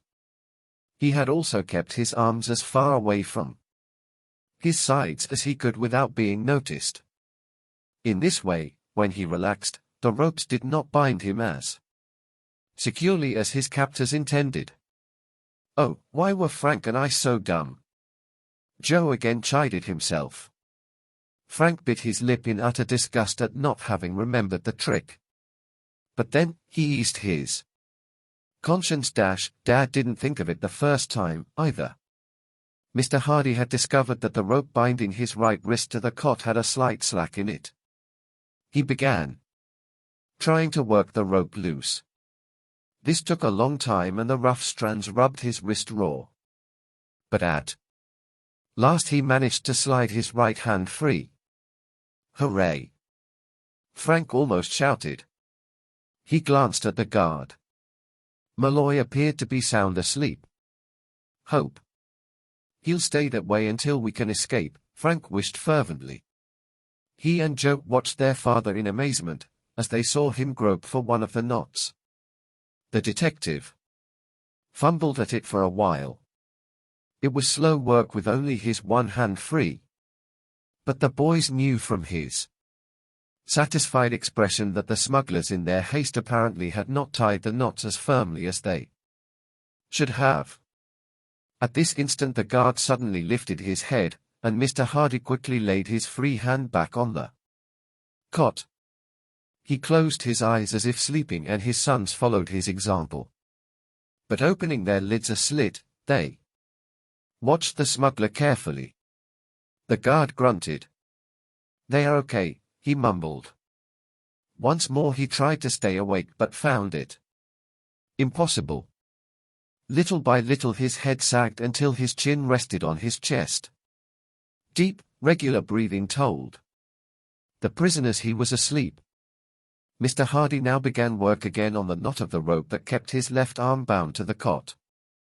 In a matter of moments he succeeded in loosening it and the rope fell away from his arm. After making sure the guard was still asleep, the detective sat up on the cot and struggled to release his feet. This was an easier task. The smugglers had merely passed a rope around the cot to hold the prisoner's feet. A few minutes' attention was all that was necessary for the boy's father to work his way loose. Now he'll release us, Joe thought excitedly, and we can escape from here. As Fenton Hardy tiptoed toward his sons, the board floor squeaked loudly. The guard muttered again, as if dreaming, shook his head, then sat up. "Oh, no," Frank murmured, fearful of what would happen. He saw his father pick up a white rag someone had dropped. A look of intense amazement crossed Malloy's face. As he opened his mouth to yell for help, Fenton Hardy leaped across the intervening space and flung himself on the smuggler. "Keep quiet," the detective ordered. Malloy had time only to utter a muffled gasp before the detective clapped a hand over the guard's mouth, jammed the rag in it, and toppled him to the floor. The two rolled over and over in a desperate, silent struggle. The boys, helpless, looked on, their fears mounting. They knew their father had been weakened. by his imprisonment and hunger, and the guard was strong and muscular. Nevertheless, the detective had the advantage of a surprise attack. Malloy had had no time to collect his wits. Frank and Joe watched the battle in an agony of suspense. If only they could join the fight. Mr. Hardy still had the advantage, for he could breathe better than his opponent. But suddenly Malloy managed to raise himself to his knees. He reached for the revolver at his hip. "Look out, Dad!" Frank hissed. "He's got his gun." Quick as a flash, the detective landed a blow on the guard's jaw. Malloy blinked and raised both hands to defend himself as he fell to the ground. Mr. Hardy darted forward and pulled the revolver out of the man's side pocket. "No funny business," the detective told him in a low voice. Without being told, Malloy raised his hands in the air. He sat helplessly on the floor, beaten. "He's got a knife too, Dad," Joe said quietly. "Watch that." "Thanks, Joe," his father replied. Then, motioning with the pistol, he said, "All right. Let's have the knife." Sullenly the guard removed the knife from its leather sheath at his belt and handed it to Mr. Hardy. Frank and Joe wanted to shout with joy, but merely grinned at their father. Still watching Malloy, the detective walked slowly backward until he reached Joe's side. Without taking his eyes from the smuggler, he bent down and with the knife sliced at the ropes that bound his son. Fortunately, the knife was sharp and the ropes soon were cut. "Boy, that feels good, Dad." "Thanks," Joe whispered. He sprang from the chair, took the knife, and while his father watched Malloy, he cut Frank's bonds. "Malloy," Mr. Hardy ordered, "come over here." He motioned toward the bed and indicated by gestures that the smuggler was to lie down on the cot. Malloy shook his head vigorously, but was prodded over by Joe. The guard lay down on the cot. The ropes which had held Mr. Hardy had not been cut. Quickly Frank and Joe trussed up Malloy just as their father had been tied, making certain that the knots were tight. As a final precaution they pushed in the gag which was slipping and with a piece of rope made it secure. The whole procedure had taken scarcely 5 minutes. The Hardys were free. "What now?" Frank asked his father out of earshot of Malloy. "Hide someplace until the Coast Guard gets here." Quickly he told about Tony and Chet going to bring the officers to the smuggler's hideout. "But they should have been here by now," Joe whispered. "They probably haven't found the secret door. Let's go down and show them." This plan was agreed upon, but the three Hardys got no farther than the top of the first stairway when they heard rough, arguing voices below them. "They can't be Coast Guard men," said Mr. Hardy. "We'll listen a few seconds, then we'd better run in the other direction. I know the way out to the grounds." From below came an ugly, "You double-crosser, you. This loot belongs to the whole gang and don't you forget it." "Listen," said the second voice. "I don't have to take orders from you. I thought we was pals. Now you don't want to go through with the deal. Who's to know if we got 10 packages or 5 from that friendo? Ali Singh's? Okay. And the stuff'll be easier to get rid of than those drugs. They are too hot for me. Snapman can burn. For kidnapping, if he wants to, I don't." The voices had now become so loud that the Hardys did not dare wait another moment. "Come on," the boy's father urged. He led the way back to the corridor and along it to the door at the end. Suddenly Frank and Joe noticed him falter and were afraid he was going to faint. Joe recalled that his father had had no food except the candy bar. Ramming his hands into his pockets, he brought out another bar and some pieces of pretzel. Quickly he filled both his father's hands with them. Mr. Hardy ate them hungrily as his son supported him under his arms and assisted him to the door. As Frank quietly opened it, and they saw a stairway beyond, the detective said, "These steps will bring us up into a shed near the Pollitt house. There's a trapdoor. That's the way Snapman brought me down. Got your lights? We haven't any time to lose." Mr. Hardy seemed stronger already. "I'll take the lead." As they ascended, Frank and Joe wondered if they would come out in the shed where they had seen the man named Klein picking up small logs. When the detective reached the top of the stairs, he ordered the lights out and pushed against the trap door. He could not budge it. "You try," he urged the boys. "And hurry. Those men we heard may discover Malloy. And then things will start popping," Frank murmured. The boys heaved their shoulders against the trap door. In a moment there came the rumble of rolling logs. The door went up easily. Frank peered out. No one seemed to be around. He stepped up into the shed and the others followed. The three stood in silence. The night was dark. The wind, blowing through the trees, made a moaning sound. Before the Hardys rose the gloomy mass of the house on the cliff. No lights could be seen. From the direction of the lane came dull, thudding sounds. The boys and their father assumed the smuggler's truck was being loaded with the goods which were to be disposed of by the man named Burke. Suddenly the Hardys heard voices from the corridor they had just left. Quickly Frank closed the trap door and Joe piled up the logs. Then, silently, the Hardys stole out into the yard. Chapter 17. Hostages. Lithe as Indians, the three Hardys hurried across the lawn and disappeared among the trees.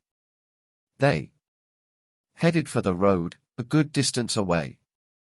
"I hope a bus comes along," Frank said to himself.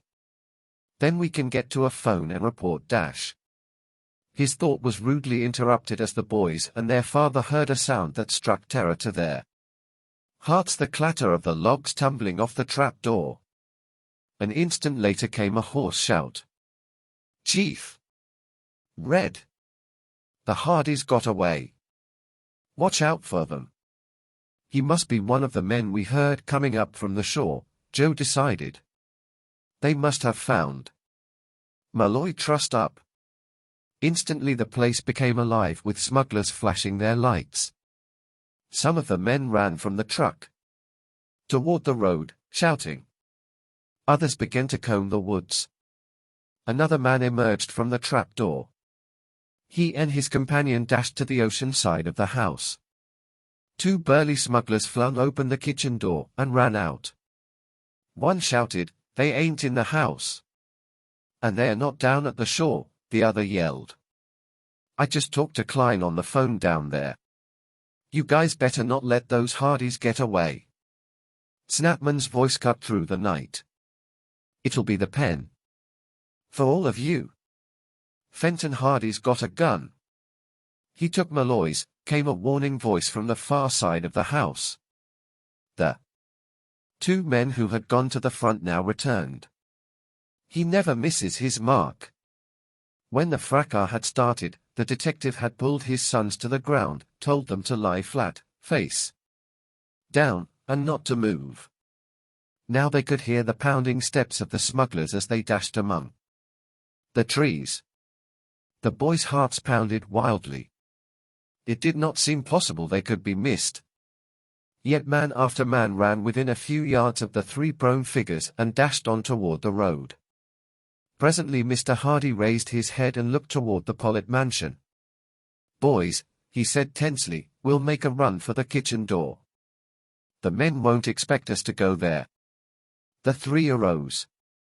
Swiftly and silently they crossed the dark lawn and slipped into the house. Apparently, no one had seen them. "When Snapman doesn't find us outdoors," Joe whispered, "won't he look here to make sure?" "Yes," Mr. Hardy replied. "But by that time I hope the Coast Guard and State Police will arrive." "Joe and I found a hidden stairway to the attic," Frank spoke up. "Snapman won't think of looking in it." Let's hide up there. You forget the ghost, Joe reminded his brother. He knows we found that stairway. Nevertheless, Frank's suggestion is a good one, Mr. Hardy said. Let's go to the attic. Were any clothes hanging in the closet that might be used to conceal the door? Yes, a man's bathrobe on a rod. The Hardys did not dare use a light and had to make their way along by feeling walls, and the stair banister, with Frank in the lead and Mr. Hardy between the boys. Reaching the second floor, Frank looked out the rear window of the hall. The smugglers are coming back, he remarked in a low voice. The lights are heading this way. The Hardys doubled their speed, but it was still slow going, for they banged into chairs and a wardrobe. As Frank felt his way along the hall toward the bedroom where the hidden staircase was. Finally the trio reached it. Just as Frank was about to open the door to the attic, a door on the first floor swung open. With a resounding bang. Scatter and search every room. Snapman's crisp voice rang out. We're trapped. Joe groaned. Maybe not, Frank said hopefully. I have a hunch Klein was the ghost. It's possible that he's the only one who knows about this stairway and he's down at the shore. We'll risk going up, Mr. Hardy decided. But not a sound. He slid the bathrobe across the rod, so that it would hide the door. The stairs creak, Joe informed him. Mr. Hardy told his sons to push down the tread slowly but firmly with their hands and hold them there until they put 1 foot between them and then raised up to their full weight. And lean forward, so you won't lose your balance, he warned. Fearful that he could not accomplish this, Frank opened the door carefully and started up in the pitch blackness. But the dread thought of capture made him use extreme caution and he reached the attic without having made a sound. After closing the door, Joe and his father quickly followed. The three moved noiselessly to a spot out of sight of the stairway behind a large trunk. They sat down and waited, not daring even to whisper. From downstairs they could hear running footsteps, banging doors, and loud talk. Not here. Not here. Not here. The search seemed to come to an end, for the second floor group had gathered right in the room where the secret stairway was. This is it. The end. They're going to search up here. Frank thought woefully. His father reached over and grasped a hand of each of his sons in a reassuring grip. Someone yanked open the closet door. The Hardys became tense. Would the robe over the entrance to the secret stairway fool him? Empty, the man announced and shut the door. The smugglers went downstairs. There were fervent handshakes among the detective and his sons. Other than this they did not move a muscle of their bodies, although they inwardly relaxed. Now new worries assailed the Hardys. It was possible that Snapman and his gang, having been alerted, would move out and disappear before the police or Coast Guard could get to the house on the cliff. Frank's heart gave a jump. He suddenly realized that his father was hiding to protect his sons. Had he been alone, the intrepid detective would have been downstairs battling to get the better of Snapman and break up the smuggling ring. What a swell father he is, Frank thought. Then another idea came to him. Maybe being here isn't such a bad plan after all. Dad might have been fatally shot if he'd been anywhere else on the property.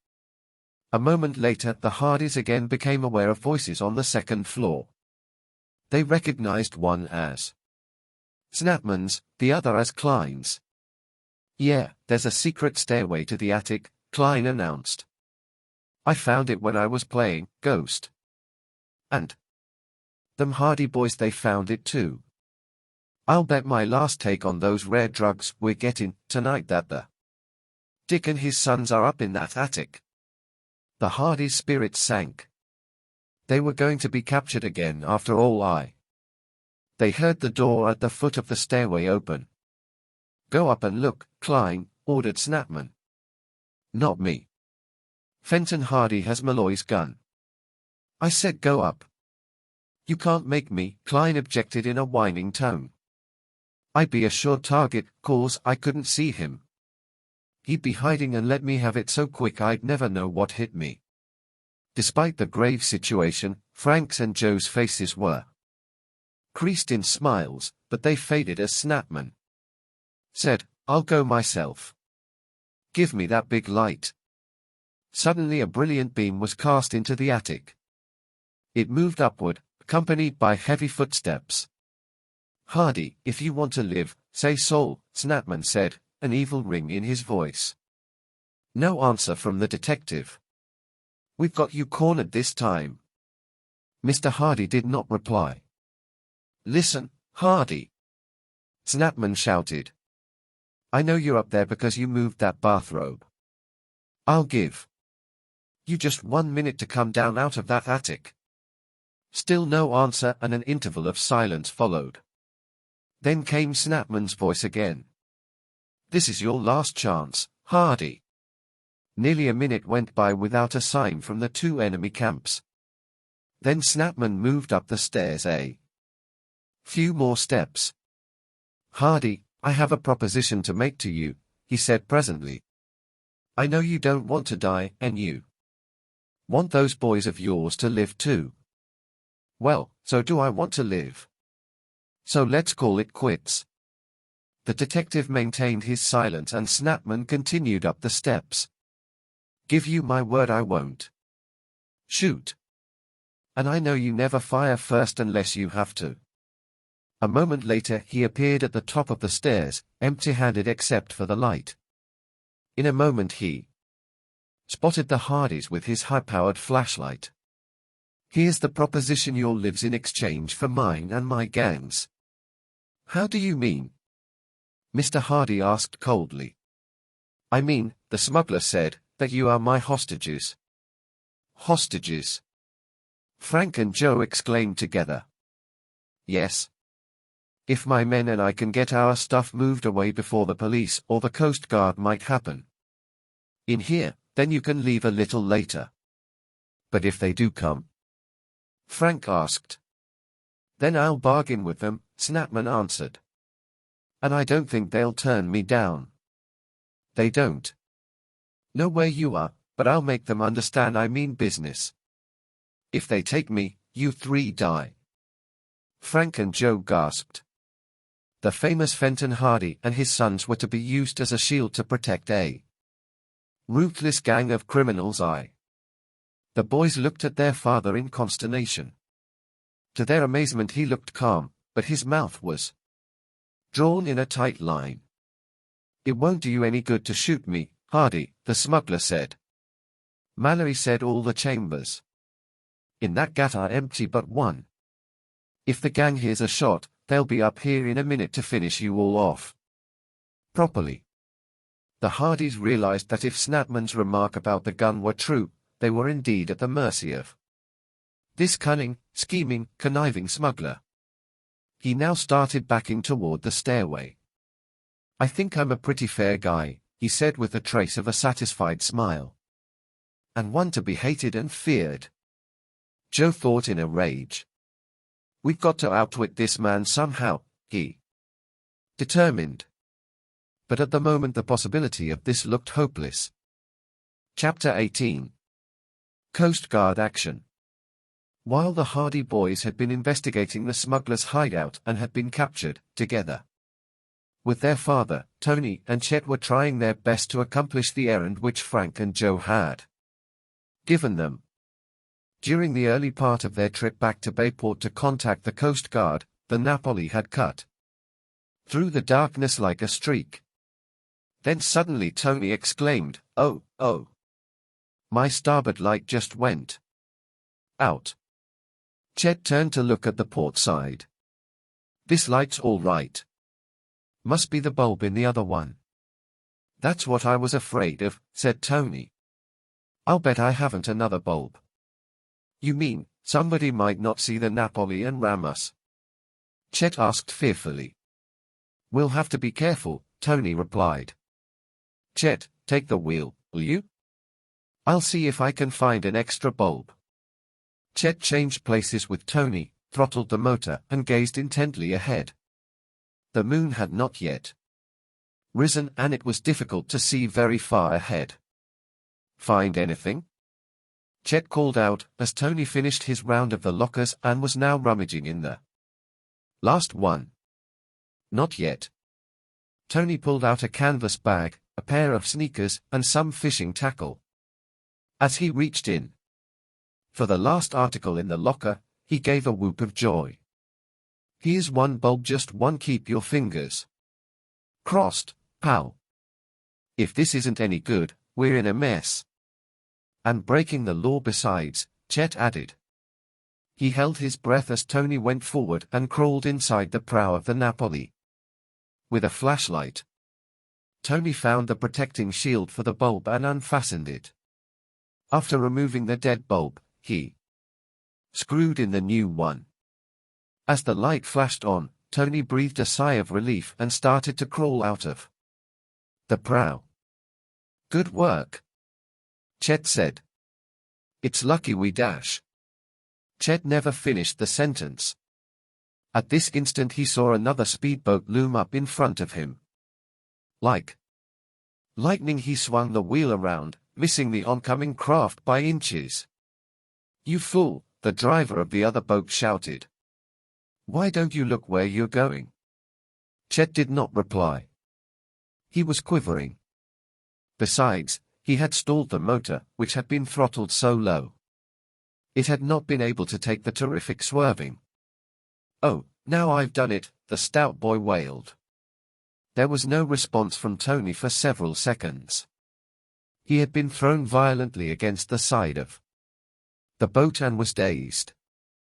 But he quickly collected his wits and crawled down beside Chet. What happened? He asked. Chet told him, then said, You'd better take over. I'm a rotten pilot. Tony took the seat behind the wheel, started the motor, and sped off toward Barmet Bay. We've sure wasted a lot of time, he remarked. I wonder how Frank and Joe are making out. Hope they found Mr. Hardy, Chet added. There was no more conversation until the boys turned into the bay. The Coast Guard station for the area was a short distance along the southern shore of the bay, and Tony headed the Napoli directly for it. He pulled up at the dock, where 2 patrol boats and a cutter were tied. The 2 boys climbed out and hurried up to the white building. As they were about to enter it, Chet and Tony were amazed to find Biff Hooper and Phil Cohen coming out of it. Jerry Gilroy, another Bayport High friend, was with them. Well, for Pete's sake, the 3 cried out, and Biff added, Boy, we glad to see you. Where are Frank and Joe? Still hunting for the smugglers, Chet replied. What brings you here? Biff explained that an hour ago Mrs. Hardy had telephoned him to see if he had heard from Frank and Joe.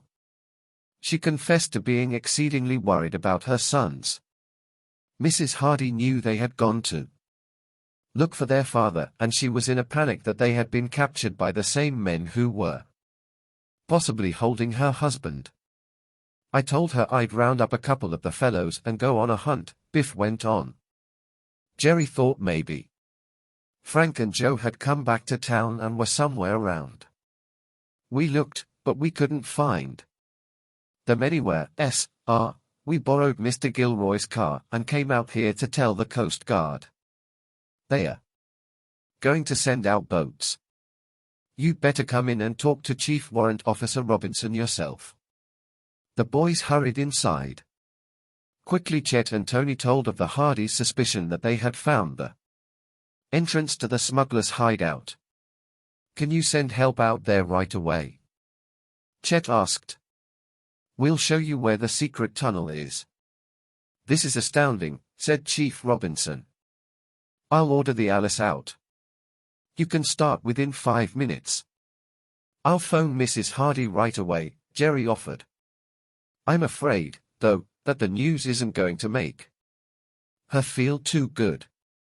While Jerry was gone, Chet told the chief warrant officer that the Hardys thought they knew the names of two of the men who were involved in the smuggling racket. Chet revealed the Hardy suspicions about Snapman being one and Ali Singh the other. We think Ali is a crewman on the Marco Polo that's going to dock early tomorrow morning in Bayport. Chet continued. Frank and Joe got a tip that makes them think this is the deal, while the ship is offshore. Ali Singh pitches stolen drugs overboard and one of the smugglers picks the package up in a speedboat. Robinson raised his eyebrows. Those Hardy boys certainly take after their father, he remarked. They have the makings of good detectives. Biff told the Coast Guard officer of the boys' adventure at the haunted house on their first visit to the Pollitt place. Frank and Joe are sure there is some connection between the house and the smugglers. And they are probably right, the chief remarked. I'll call the state police at once and tell them the latest developments in this case. The boys waited while he made the report. Jerry, who had just finished telephoning Mrs. Hardy, said that she seemed even more worried than before but relieved that the Coast Guard was going to take a hand. The chief warrant officer then told the boys he would get in touch with the captain of the Marco Polo at once by ship-to-shore telephone. The connection was made and the boys listened with great interest to the conversation. The captain had a booming voice which they could hear plainly. Yes, I have a sailor named A.H. Singh, he replied in answer to Chief Robinson's question. He's a member of the kitchen crew. After he had been told that Ali Singh was suspected of stealing drug shipments and dropping them overboard to a Confederate, he said, that would be pretty easy for him to do. Singh probably throws them out when he dumps garbage into the water, even though he's not supposed to do it. The drugs could be in an inflated waterproof bag. Captain, will you have someone keep an eye on this Ali Singh without his knowing he's being watched? Chief Robinson requested. I'll send a patrol boat out from here to watch for any of his gang who may be in a small boat waiting to pick up something he dumps overboard. How far offshore are you? About 16 miles from your headquarters, was the answer. Will you keep in touch with the patrol boat? Robinson requested. It's the Henley, in charge of Chief Petty Officer Brown. I'll do that. Ali Singh can be arrested when your ship docks. As the conversation was concluded, a uniformed Coast Guardman came in. He was introduced as Chief Petty Officer Bertram in charge of the Alice, which would follow Tony and Chet to the smugglers' hideout. I'm ready, sir, he told his chief, after a short briefing. He turned to the boys. All set? Chet and Tony nodded. As they turned to follow Bertram, Biff, Phil, and Jerry looked glum. Noting the expressions on the three boys, Chief Robinson leaned across his desk and said, I guess you fellows were hoping to be in on this too. How would you like to go on the Henley with Chief Petty Officer Brown and watch the fun? The eyes of the three boys lighted up and Phil said, You mean it? Do you want a formal invitation? Chief Robinson asked with a laugh. He rang for Chief Petty Officer Brown, and after introducing the boys, he explained what the mission of the Henley was to be. I understand, sir, Brown replied. We'll leave at once. The three boys followed him down to the dock and went aboard. They met the other Coast Guard men, and the fast patrol boat set off. It seemed to the boys as if the 16 miles were covered in an incredibly short time. The lights of the Marco Polo loomed up in the distance. She's moving very slowly, isn't she? Biff asked their skipper. Yes, she's making only about 4 knots. So it would be easy for a small boat to come alongside and take something from her. Phil suggested. Yes, it would. Quickly the officer picked up a telescope and trained it on the large craft.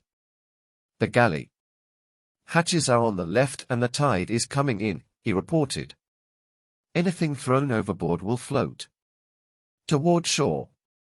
He ordered the wheelsman to go past the Marco Polo, come down the other side, and approach within 300 yards, then turn off the engine and lights. When they reached the designated spot, Petty Officer Brown ordered everyone on board the Henley not to talk or to move around. The Marco Polo's decks, as well as the water some distance from the craft, was illuminated by light from some of the stateroom portholes. Biff, Phil, and Jerry crowded close to the chief as he trained his powerful binoculars on the galley hatches, so he could give them a running account of anything that might happen. The officer reported little activity aboard the Marco Polo, and the boys assumed that the passengers either were asleep or packing their luggage in anticipation of landing the next morning. Suddenly Petty Officer Brown saw one of the hatches open. A small man, with a swarthy complexion and rather longish coal-black hair, appeared in the circular opening. He looked out, then raised a large pail and dumped its contents into the water. Quickly he closed the hatch. Ali Singh, the three boys thought as Brown reported what he had seen. They watched excitedly to see what would happen now. Suddenly Biff grabbed Phil's arm and pointed. Vaguely they could see a long pole with a scooping net fastened to the end of it appear from outside the circle of light and fish among the debris. Petty Officer Brown reported that apparently the person holding the pole had found what he wanted, for he scooped something up and the pole vanished from sight. The boys strained their ears for the sound of a small boat. It did not come and they were puzzled. They also wondered why Petty Officer Brown seemed to be doing nothing about trying to apprehend the person. The tense skipper suddenly handed the binoculars to Phil. Without a word the puzzled boy looked through them at the spot where Brown had been gazing. To his amazement he could make out the dim shape of a speedboat with two figures in it. Each held an oar and was rowing the small boat away from the Marco Polo as fast as possible. "We've got the smugglers dead to rights," Petty Officer Brown whispered to the boys. "Aren't you going to arrest them?" Phil asked. "Not yet," the officer told him. "I'm afraid we can't do it without some shooting. I don't want to scare the passengers on the Marco Polo. We'll wait a few minutes." Suddenly the engine of the smuggler's speedboat was started. Tersely, Brown began issuing orders to his men. The motors roared into action. The chase was on. Chapter 19. The chase. In a few minutes the Henley's brilliant searchlight was turned on. It picked up the speedboat which was racing toward shore at full power. But gradually the Coast Guard boat lessened the distance between them. Chief Petty Officer Brown picked up a megaphone and shouted for the fleeing men to stop. They paid no attention. "We'll have to show them we mean business," the officer told Biff, Phil, and Jerry. "We'll shoot across their bow." He ordered the boys out of the line of fire, in case the smugglers should attempt to retaliate. They obeyed, and though from their shelter the three could not see the speedboat, they listened intently to what was going on. The Henley plowed ahead and presently the boys heard a shot whistle through the air. "Stop your engine," Brown commanded. A second later he added, "Drop those guns." The smugglers evidently did both, for Skipper Brown said to the boys, "You fellows can come forward now." The three scrambled to his side.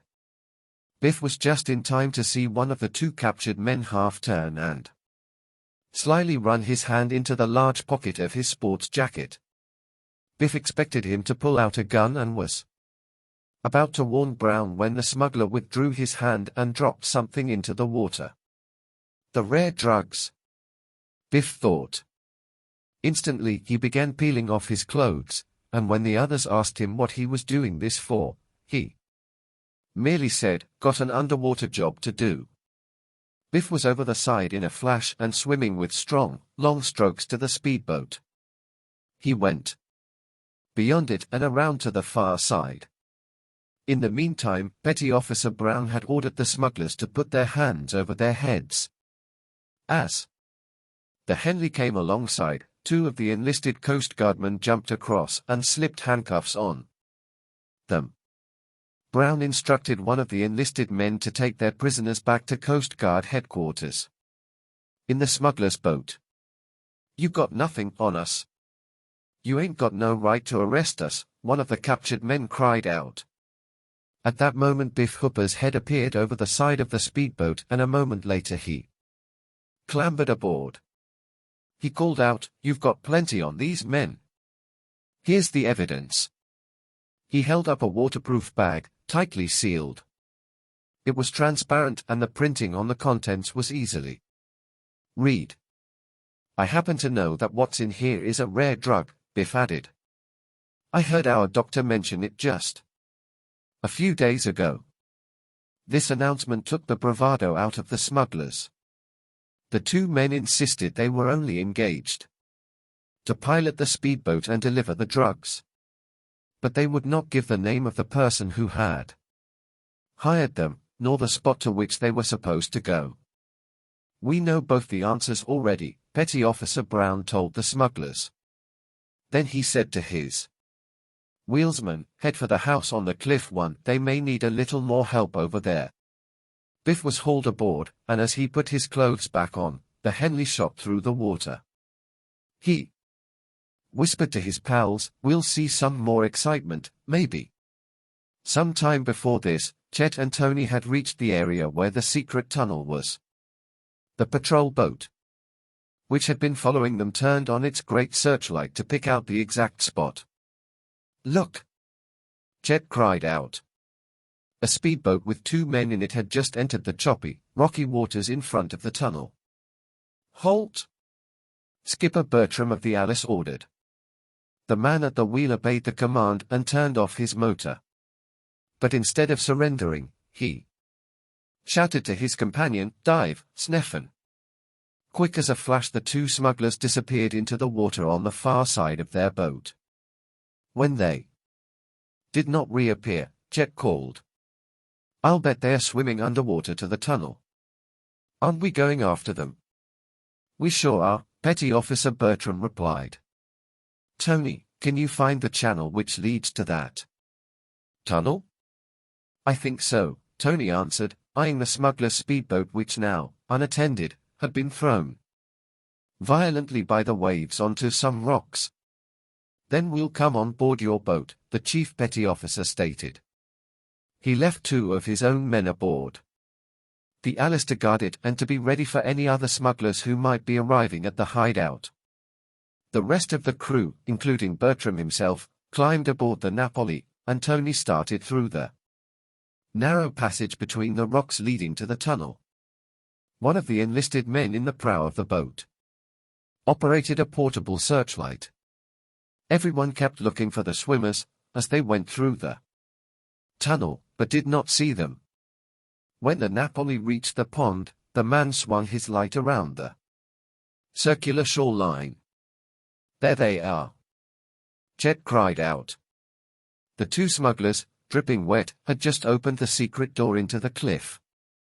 They darted through and the door closed behind them. Tony pulled his boat to the ledge in front of the door, turned off the engine, and jumped ashore with the others. To their surprise, the door was not locked. "I'll go first," Bertram announced. "But be careful," Chet begged. "There may be a man with a gun on the other side." The officer ordered everyone to stand back as he pulled the door open. He beamed the searchlight inside. No one was in sight.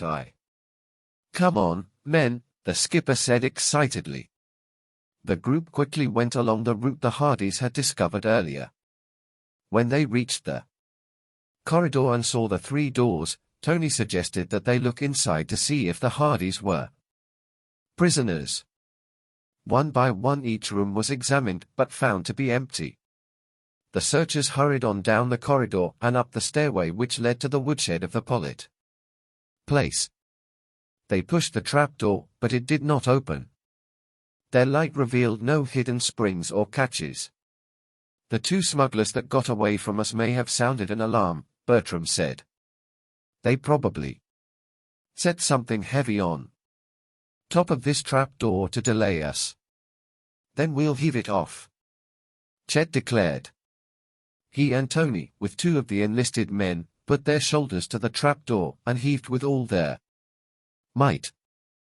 At last it raised a little, then fell back into place. "It isn't nailed shut from the other side at any rate," Bertram said. "Give it another shovel." The four beneath it tried once more. Now they all could hear something sliding sideways. "All together now," Chet said, puffing. 1, 2, 3. The heave that followed did the trick. A heavy object above toppled with a crash, and the trap door opened. As before, Chief Petty Officer Bertram insisted upon being the first one out. There was not a sound from the grounds nor the house, and not a light in evidence. He told the others to come up but cautioned, "This may be an ambush. Watch your step, and if anything starts to pop, you two boys go back down through the trapdoor." Suddenly there was a sound of cars turning into the lane leading to the Pollitt place. The vehicle's lights were so bright that Bertram said, "I believe it's the police." A few moments later the cars reached the rear of the old house and state troopers piled out. Chief Petty Officer Bertram hurried forward to introduce himself to Captain Ryder of the State Police. The two held a whispered conversation. From what the boys overheard, they figured that the troopers planned to raid the house. Just as the men seemed to have reached a decision, everyone was amazed to see a man appear at the rear window of the second-floor hall. He held a gun in his right hand, but with his left he gestured for attention. "My name's Snapman," he announced with a theatrical wave of his hand. "Before you storm this place, I want to talk to you. I know you've been looking for me and my men a long time. But I'm not going to let you take me without some people on your side getting killed first." He paused dramatically. "Come to the point, Snapman," Captain Ryder called up to him. He, too, had a gun poised for action. "Should this become necessary. I mean," the smuggler cried out, "that I got 3 hostages in this house, Fenton Hardy and his 2 sons." Chet and Tony jumped. The boys had found their father, only to become captives themselves. And now the 3 were to be used as hostages. "What's the rest?" Captain Ryder asked acidly. "This, if you'll let me and my men go, we'll clear out of here. One will stay behind long enough to tell you where the Hardys are." Snapman now set his jaw. "But if you come in and try to take us, it'll be curtains for the Hardys." Chet's and Tony's heart sank. What was going to be the result of this nightmarish dilemma? In the meantime Frank, Joe, and their father, for the past hour, had despaired of escaping before Snapman might carry out his sinister threat. After the smuggler left the attic, they had heard hammering and suspected the smugglers were nailing bars across the door. The Hardys tiptoed to the foot of the stairway, only to find their fears confirmed. "If those bars are made of wood," Frank whispered, "maybe we can cut through them with our knives without too much noise." "We'll try," his father agreed. "Joe, take that knife I got from Malloy." As Detective Hardy sat on the steps, leaning weakly against the wall, his 2 sons got to work. They managed to maneuver the knives through the crack near the knob. Finding the top of the heavy crossbars, the boys began to cut and hack noiselessly. Frank's knife was already dull, and it was not long before Joe's became so. This greatly hampered their progress.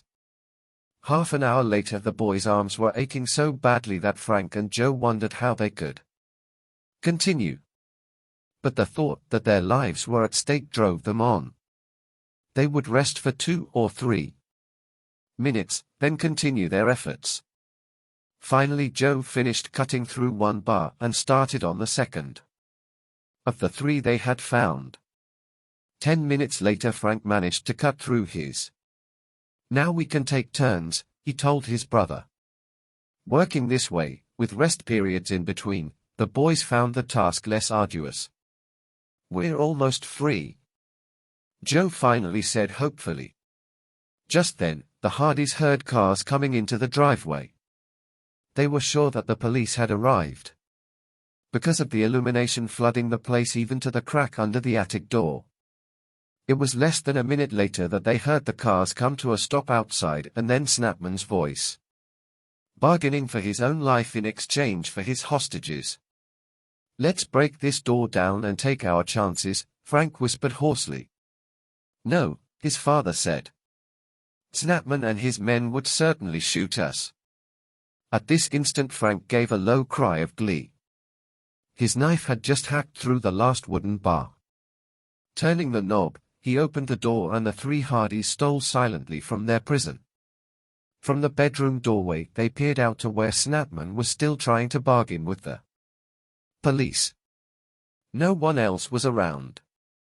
The boys and their father looked at one another, telegraphing a common thought. They would rush the king of the smugglers and overpower him. Chapter 20. The Smuggler's Request. As the 3 Hardys crept forward, hoping to overpower Snapman before he saw them, they heard a voice outside the house say, "You'll never get away with this, Snapman. You may as well give up without any shooting." "I'll never give up. The house is surrounded with troopers and Coast Guard men. What do I care?" Snapman shouted, waving his arms out the window. "I got 3 hostages here, and I've got one of the Coast Guard. He's in the house too." Snapman laughed. "Trying to catch me, eh? Well, I'm not going to answer that question." There was silence outside the house. This seemed to worry the man. He cried out, "It won't do you any good to talk things over. I got you where I want you and dash." Like 3 stalking panthers, Frank, Joe, and their father pounced upon the unwary smuggler. Mr. Hardy knocked the man's gun from his hand. It flew out the window and thudded to the ground below. The boys pinned his arms back and buckled in his knees. From below came a whoop of joy. "The Hardys have captured Snapman." The voice was Chet Morton's. "My men will never let you in here," the victim screamed. He snarled, twisted, and turned in his captor's grip. Mr. Hardy, fearful that Snapman would shout to order his men upstairs, clamped a hand over the smuggler's mouth. By this time there was terrific confusion inside and outside the Pollitt place. State troopers and the Coast Guard men had burst into both the front and rear doors. Others guarded the sides of the house to prevent any escape from the windows. A few shots were fired. But soon the smuggling gang gave up without fighting further. The capture of their leader and the sudden attack had unnerved them. The Hardys waited upstairs with their prisoner. In a few moments Chet and Tony appeared, and behind them, to the utter astonishment of Frank and Joe, were Biff, Phil, and Jerry. Stories were quickly exchanged, and Mr. Hardy praised Frank's and Joe's chums for their efforts. All this time Snapman glowered maliciously. In a few moments Chief Petty Officers Bertram and Brown appeared in the second-floor hall with Captain Ryder. Immediately the state trooper fastened handcuffs onto the prisoner. He was about to take him away when Frank spoke up. "There's someone else involved in this smuggling who hasn't been captured yet." You mean the man who got away from here in the truck? Officer Ryder asked. We've set up a roadblock for him and expect to capture him any minute. Frank shook his head. Ali Singh, the crewman on the Marco Polo, has a friend who owns a small cargo ship. Right now, it's lying somewhere offshore. Snapman was thinking of putting my dad, Joe, and me on it and arranging things so that we never got home again. The king of the smugglers, who had been silent for several minutes, now cried out, "You're crazy. There's not a word of truth in it. There isn't any boat offshore." The others ignored the man. As soon as he stopped yelling, Joe took up the story. "I have a hunch you'll find that your Coast Guard man is a prisoner on that cargo ship. The name of the captain is Foster." "You mean our man Ayres is on that ship?" Petty Officer Brown asked unbelievingly. "We don't know anyone named Ayres," Frank began. He stopped short and looked at his brother. They nodded significantly at each other. Then Frank asked, "Does Ayres go under the name of Jones?" "He might, if he were cornered. You see, he's sort of a counterspy for the Coast Guard. He pretended to join the smugglers and we haven't heard from him since Saturday. I found out about him," Snapman bragged. "That name Jones didn't fool us. I saw him make a sneak trip to your patrol boat." Frank and Joe decided this was the scene they had seen through the telescope. They told about their rescue of Jones after a hand grenade had nearly killed him. They also gave an account of how his kidnappers had come to the Kane farmhouse, bound up the farmer and his wife, and taken Jones. Skipper Brown said he would send a patrol boat out to investigate the waters in the area and try to find Captain Foster's ship. "We'll wait here for you," Captain Ryder stated. "This case seems to be one for both our branches of service. 2 kidnappings on land and a theft from the Marco Polo, as well as an undeclared vessel offshore." While he was gone, the Hardys attempted to question Snapman. He refused to admit any guilt in connection with smuggling operations or the shipment of stolen goods from one state to another. Frank decided to talk to him along different lines, hoping that the smuggler would inadvertently confess something he did not intend to. "I heard you inherited this house from your uncle, Mr. Pollitt," Frank began. "That's right. What's it to you?" Frank was unruffled. "I was curious about the tunnel and the stairways and the cave," he said pleasantly. "Did your uncle build them?" Snapman dropped his sullen attitude. "No, he didn't," the smuggler answered. "My uncle found them all by accident. He started digging through his cellar wall to enlarge the place, and broke right through to that corridor." "I see," said Frank. "Have you any idea who did build it?" Snapman said that his uncle had come to the conclusion that the tunnel and pond had been discovered by pirates long, long ago. They apparently had decided it would be an ideal hideout and had built the steps all the way to the top of the ground. Of course the woodshed wasn't there then, Snapman explained. At least not the one that's here now.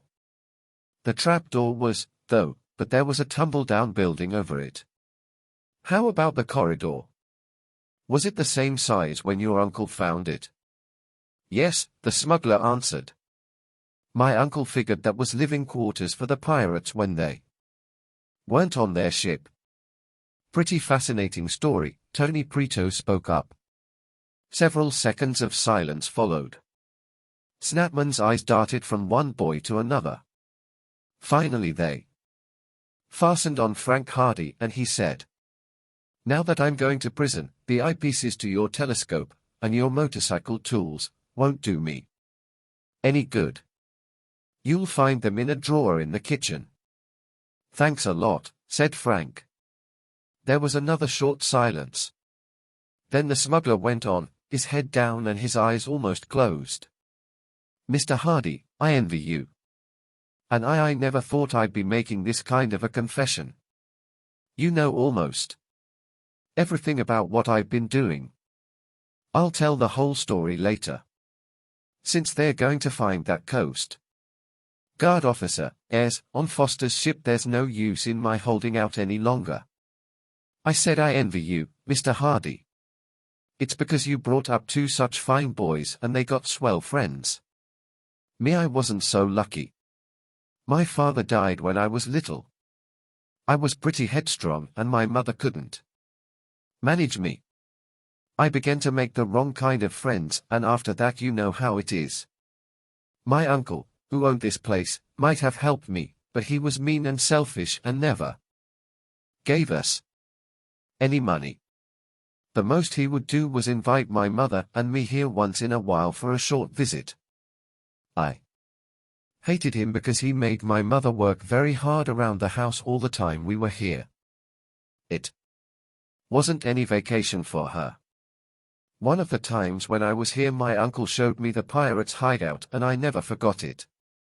After I got in with a gang of hoods, I kept thinking about this place, and what a swell hideout it would be for smugglers. I was afraid to try it while my uncle was alive. But when I heard he was dead, I thought that was my chance. You see, I didn't dare go to claim the property as the rightful heir. But now I'm planning to take it over. Of course it won't do me any good, because I know I'll have to do a long stretch in the pen. But I'm going to ask those executors to use my uncle's money to run this place as a boys' home. I mean a place where boys without proper home training can come to live.